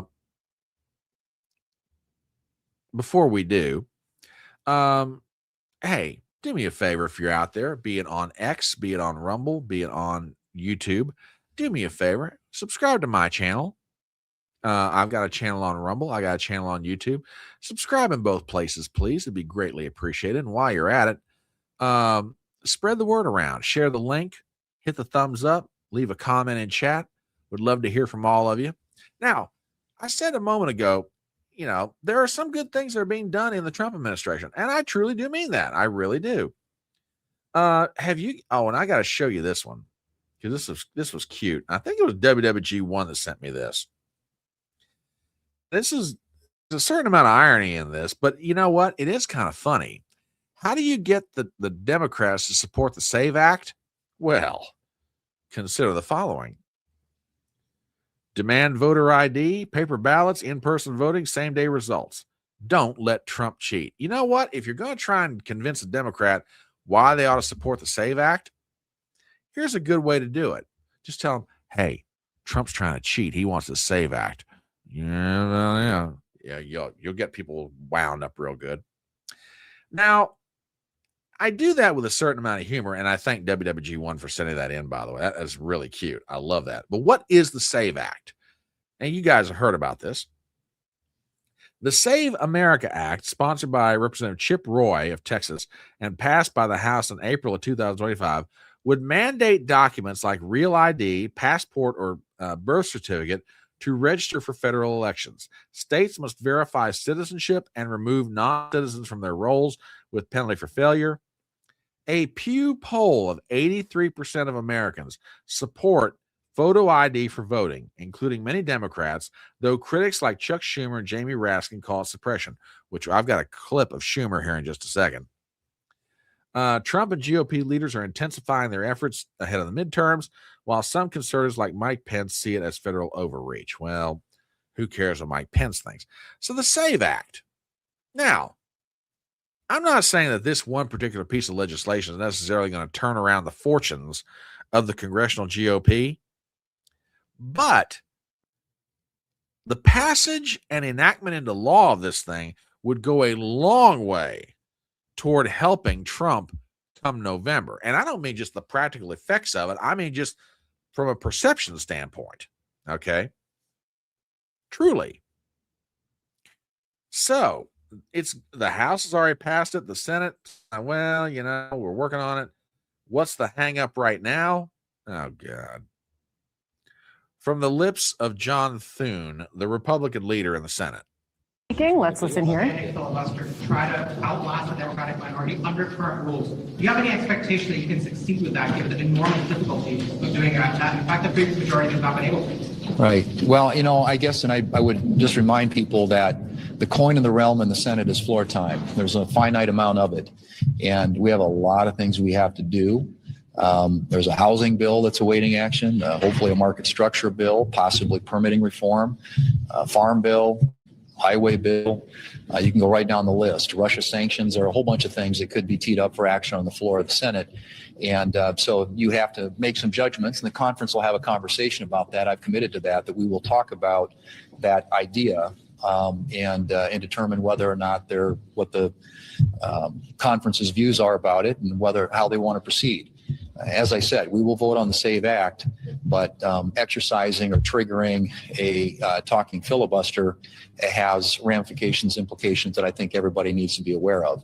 So we will have those discussions, but that's obviously ties the floor up for an indefinite amount of time with not only unlimited debate, but also unlimited amendments. All right, rather we had. So let me get this straight. You can't bring this to a floor vote because it's going to cause you to have to work longer. There's a finite amount of floor time. There's so many things on our agenda. 80% of the American people want voter ID in federal elections. Really? This is your way of solving the problem? Seriously. Unbelievable. Well, you do control the calendar in the Senate. You can add more days, right? You do understand this, Majority Leader Thune. You can add days to the calendar. Seriously? This is not that hard, dude. But apparently for him it is. Now, the Democrats have had a response to this, and I don't know if you guys have seen it or not, but they are calling for death certificates to be accepted they're willing to go along with the legislation under one catch. They want death certificates to be accepted as positive voter ID. In other words, if you can show up with a death certificate, well, you know what? You get to vote. And you know what? Hey, at least it's a start. I said that we got a clip from Chuck Schumer, and we do. He was asked about the SAVE Act on MSNBC the other day. And you know what? I got to give the reporter from MSNBC a certain amount of credit. I got to give him some credit, man, because they kind of took him to task on this. Anyway, Schumer's reaction to the SAVE Act. So, Leader Schumer, this talk about election security has revived discussions of the SAVE Act, which you have said you oppose. Proponents of it say that it's, to have ID, you have to prove U.S. citizenship to be able to vote. Though some of the claims they make, to be clear, are overstated. We know there's not widespread election fraud. But polling does suggest, there's a new Pew Research poll that 95% of Republicans, but also 71% of Democrats like this idea. So why do you not? It's Jim Crow 2.0. And I called it Jim Crow 2.0, and the right wing went nuts all over the internet. That's because they know it's true. No, they went nuts because they actually expect you to explain a phrase as opposed to just dropping it out there and saying, oh, it's Jim Crow 2.0. No, we actually expect you to tell us why. Why is it that legislation that 71% of your own party supports, by the way, 71% of the membership of the Democrat Party, according to whatever poll you're looking at, actually believes having to present a form of identification before you get to vote is actually a good idea. We actually expect you to justify your stupidity. If you want to be stupid, that's fine, but you kind of have to explain why you want to be stupid. I mean, call us crazy if you wish, but that seems like a reasonable expectation. But anyway, back to the clip. Trying to do here is the same thing that was done in the South for decades to prevent people of color from voting. No, what was done in the South were poll taxes, my friend. We're not talking about making somebody pay a poll tax. We're talking about, hey, if you're going to vote, present us with proper identification. We want to know that you're the person that should have this ballot. That's not unreasonable. That is not unreasonable at all. Okay? So anyway, back to the clip. A few more seconds of this. For instance, if you change, you're a woman who got married and changed your last name, you won't be able to show ID and you'll be discriminated against. If you can't find a birth certificate or a proper ID. And you don't think that people don't have these documents in their homes already, or that they don't have access to them? Seriously? If I want to go get a copy of my birth certificate, let's just say I needed one, okay? The courthouse is maybe 10 minutes from where I live. I go down there, I pay a fee, I get a certified copy of my birth certificate. It's not that hard to do, Senator Schumer. And if a woman gets married, she won't be able to prove that she changed her name. Really? You don't think she keeps a copy of the marriage certificate or the divorce certificate if she's gotten divorced? Seriously? Really? In order for you to believe what you're saying, Senator Schumer, you have to assume that people are so stupid that they have no self-interest such that they would never keep these documents on hand or know how to get their hands on these documents if it came down to it. Yeah, George, that is a great question. How hard is it to show your driver's license? Seriously. Look, I'm just going to speak for myself. I can't speak for everybody else. When I go to my polling place, okay, I take two things in above all else. One, I take in my voter registration card. Number two, I take in my driver's license. Why? Because my driver's license has my signature on it. Why is that important? Because in my state, on our voter roll books, your signature, a copy of your signature from previously where you voted, is right there in the voter book. They can look at my signature on my driver's license, match it against the signature in the book, and realize, hey, this is the guy. It's him. That's why I do it. This is not that hard, buddy. This really isn't. Anyway, back to the clip. You'll be discriminated against. This is vicious and nasty. And I said to our Republican colleagues, it will not pass the Senate. You will not get a single Democratic vote in the Senate. We're not reviving Jim Crow all over the country. This ain't about Jim Crow. It's about cleaning up elections so you guys can't cheat. Anyway. All right, moving on to another topic. Got some Don Lemon news for you. Don't know if you guys heard about this or not, but some interesting evidence came out recently and regarding Don Lemon's role in the incident that happened in the Minneapolis church. So check this out. Also developing this morning, a new federal arrest is drawing attention to what prosecutors say was Don Lemon's role in planning and recording the disturbing protest of demonstrators storming that Minnesota church service. A Temple University student has now surrendered on federal charges, admitting he helped Don Lemon with logistics and local contacts ahead of that anti-ICE protest. Jerome Richardson, a political science senior, turned himself in and is accused of conspiring to interfere with religious worship. Court records and social media posts show Richardson describing himself as assisting Don Lemon in the days leading up to the protest. Lemon, who claims he was just reporting, was arrested last week and released, but prosecutors say this new arrest undercuts that defense, suggesting planning and not just passive coverage. Oh, wait a minute. Wait a minute. You mean that varagon of journalistic virtue, Don Lemon, may not have been telling us the truth about what he did or did not do? Oh, my word. Oh, my word. Well. Oh, my gosh. Ain't that a kick in the head? Ain't that a kick in the head? That's something. So, you got a college student out there who's helping Don Lemon out with the logistics on the whole Minneapolis church thing. Oh, my goodness. I have to keep an eye on that one. Woo-hoo-hoo. Oh, my goodness. Oh, my goodness. Okay. Now, this next one is something that I don't think anybody would ever expect to hear. Apparently, comedian Bill Maher is ready to apologize to QAnon. That's right, ladies and gentlemen. You heard me correctly. Bill Maher, very famous, a liberal's liberal, if I may borrow G. Gordon Liddy's old expression.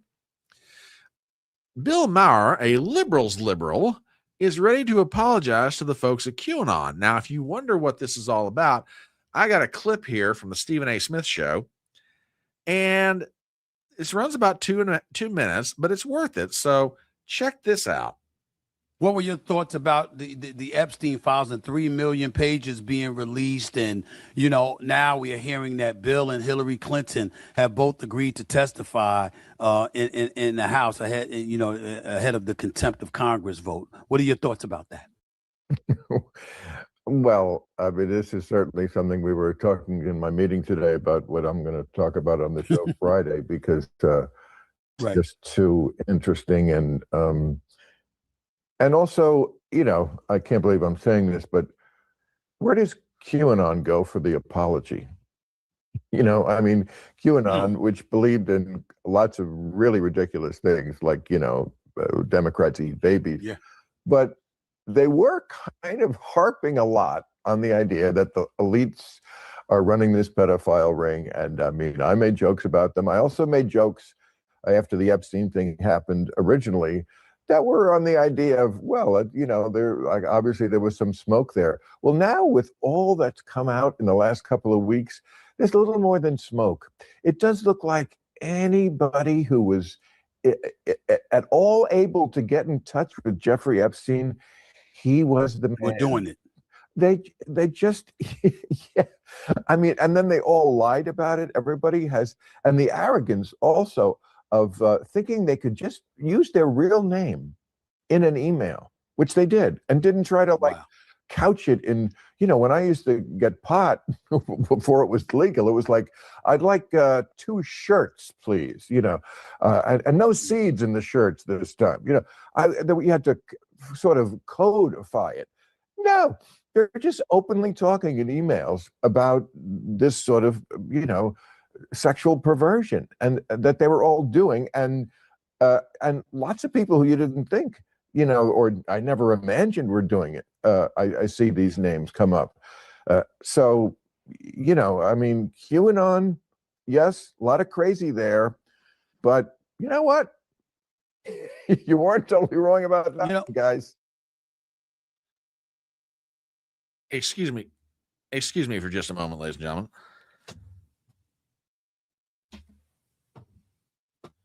I'm checking to see if hell froze over. There's one I thought I'd never see either. Absolutely crazy. Absolutely crazy. There is Q and there are Anons. Did I beat TBA to that kind?